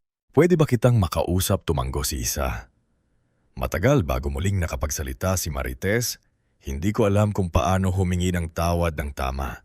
Siguro dahil matagal kong pinaniwala ang sarili ko na tama ako, na kapag mahigpit ako, kapag pinapahiya kita, tinuturuan lang kita. Pero habang pinapanood kita kanina, naisip ko hindi pala kita pinalakas. Sinubukan lang kitang paliitin. Natahimik si Isa. Ilang taon niyang hinintay ang ganitong salita. Pero nang marinig niya, hindi pala ito magic na agad magpapawala ng sakit. Masakit pa rin, mabigat pa rin, pero totoo. Pasensya na anak. Dagdag ni Marites, tumutulo ang luha. Hindi ko alam kung mapapatawad mo pa ako. Tumingin si Isa sa ina. Sa unang pagkakataon, hindi niya nakita ang babaeng laging naninigaw. Nakita niya ang isang taong maraming maling nagawa. At ngayon ay kaharap ang bunga ng lahat. Mapapatawad ko po kayo. Sabi ni Isa mabagal at mahinahon. Pero hindi ibig sabihin noon babalik ako sa dating ako na pwedeng yurakan. Kung gusto niyo po akong maging anak sa buhay niyo, kailangan niyo akong respetuhin bilang tao. Tumanggo si Marites habang umiiyak. Susubukan ko. Hindi po sapat ang susubukan. Sagot ni Isa. Kailangan pong gawin. Hindi iyon malambot na eksena ng agarang pagkakasundo. Hindi sila nagyapan na parang walang nangyari. Ngunit sa pagitan nila may unang totoong hakbang, hindi pabalik sa dati kundi pasulong sa mas malinaw na hangganan. Makalipas ang ilang buwan, binuksan ng Benilde Center for Small Dreamers ang unang opisyal na proyekto ng bagong foundation. Ipinangalan ito ni Isa kay Lola Benilda, ang babaeng unang nagturo sa kanya na ang kabutihan ay hindi kahinaan. Ang center ay may maliit na training hall, legal aid desk, reading corner para sa mga anak ng vendors at emergency grocery fund para sa mga pamilyang biglang nawawalan ng kita. Sa araw ng ribbon cutting, maliwanag ang umaga. May mga banderita sa labas ng building. May mga upuan na kaayos at may simpleng tarpulin na may pangalan ng center. Hindi enggande pero ramdam ang puso ng komunidad. Naroon si Doña Aurelia sa wheelchair, mahina na ngunit nakangiti. Nasa tabi niya si Ezekiel. Hawak ang mga dokumento ng foundation. Naroon sina Mavey Tirso, Felisa Mang-Odon, Ramil Guard, Simeon. Aling Paising Attorney Isabel. Profesor Lorina Mera Clarimon, Dolfo Atites. Bago gupitin ribbon, tumayo si Isa sa harap ng mikropono. Saglit siyang tumingin sa paligid. Sa parehong lugar ding ito siya minsang pinahiya. Sa parehong building din ito siya minsang pinagbulungan. Sa parehong komunidad din ito siya muntik mawalan ng pangalan. Ngayon sa parehong lugar nakatayo siya hindi para patunayan na mali ang mga nakit sa kanya, kundi para ipakita na may buhay pagkatapos ng sakit. Marami pong nagtatanong kung bakit Benilda ang pangalan ng center na ito. Si Benilda po ang lola ko. Wala siyang malaking negosyo, wala siyang titulo, wala siyang yaman. Pero siya ang unang nagturo sa akin na kapag may kang ibigay, kahit maliit, ibigay mo ng may respeto. Hindi para magpasikat, hindi para masuklan, kundi dahil tao ang kaharap mo. Napahawak sa panyo si Marites. Si Dolfo naman ay nakayuko. Ang center na ito, patuloy ni Isa, ay para sa mga taong minsang sinabihan na lang sila. Tindera lang, janitor lang, delivery rider lang, cashier lang, mahirap lang. Sana dito matutunan nating tanggalin ang salitang lang dahil walang maliit na tao kapag may pangarap, dangal at pagkakataong marinig. Umalingaw-ngawon, palakpakan. Hindi malakas dahil sa dami kundi dahil sa bigat ng damdamin. Lumapit si Doña Aurelia at inabot kay Isa ang gunting. Ikaw ang gumupit, anak. Kasama po kayo. Sagot ni Isa. Hinawakan ni Doña Aurelia ang kamay niya. Sa kabilang tabi tumayo si Nerissa. Lumapit din sina Maye at Felisa. Pagkatapos ay si Tirso, Ramil, Aling Pasing, Mang-Odon at Guard Simeon. Hindi ito eksena ng iisang bida. Ito ay eksena ng komunidad na sabay-sabay na bumangon. Nang maputol ang ribbon, nagpalakpakan ng lahat. May ilang umiyak, may ilang tumawa. May mga batang tumakbo papasok sa reading corner. May mga vendor na nagyapan. Si Claron ay lumapit kay Isa at tahimik na nagsabing, "Proud ako sa'yo." Hindi sumagot ng mahaba si Isa ngunit ngumiti siya ng kaunti. Sa pagkakataong yon, sapat na muna yon. Sa pagtatapos ng araw nang unti-unti nang umalis ang mga tao, naiwan si Isa sa loob ng Benilda Center. Hinawakan niya ang lumang litrato ni Lola Benilda na nakalagay sa maliit na altar ng alaala sa gilid. Sa labas naririnig niya ang boses ni Neresa na nag-aayos ng pagkain. Ang tawa ni May, ang utos ni Tirso sa mga bata na huwag tumakbo sa basang sahig at ang mahinang usapan ni Doña Aurelia at Ezel. Lumapit si Neresa at tumabi sa kanya. "Ate, sabi nito kung buhay si Lola Benilda, siguro umiiyak yun ngayon." Napangiti si Isa. "Siguro pinapagalitan din tayo kasi hindi pa tayo kumakain." Natawa silang dalawa at sa simpleng tawanan na iyon naramdaman ni Isa ang gaan na matagal niyang hinanap. Hindi naging perpekto ang buhay niya. Hindi nawala lahat ng sugat. Hindi naging buo agad ang pamilya niya. Ngunit natutunan niyang hindi kailangang maging perpekto ang wakas para maging payapa. Kailangan lang nitong maging totoo. Mula sa batang lumaki sa bahay na puno ng sigaw, naging babae siyang marunong magtakda ng hangganan. Mula sa cashier na pinahiya dahil tumulong sa matanda, naging pinuno siya ng programang tumutulong sa daang-daang tao, mula sa anak na laging kinukumpara at minamaliit. Naging si Isandra Malvarcia isang pangalang hindi na nakatali sa hiya ng nakaraan. At sa huling sandali ng kwento, habang nakatayo siya sa loob ng Benilda Center for Small Dreamers, hawak ang panyo ni Lola Benilda at tanaw ang mga taong minsan niyang tinulungan. Alam ni Isa na hindi na niya kailangang habulin ang pagkilalang ipinagkait sa kanya. Hindi na niya kailangang patunayan sa mga taong minsang hindi naniwala na may halaga siya dahil ang buhay niyang itinayo ang mga taong natulungan at ang komunidad na natutong magsalita. Iyon na ang pinakamalinaw na sagot. Si Isandra ay hindi na ang babaeng pinahiya sa grocery. Siya na ang babaeng nagpatunay na ang kabutihan kapag sinamahan ng tapang ay kayang buksan ng pinto hindi lamang para sa sarili, kundi para sa lahat ng taong matagal nang naghihintay ng pagkakataong makapasok.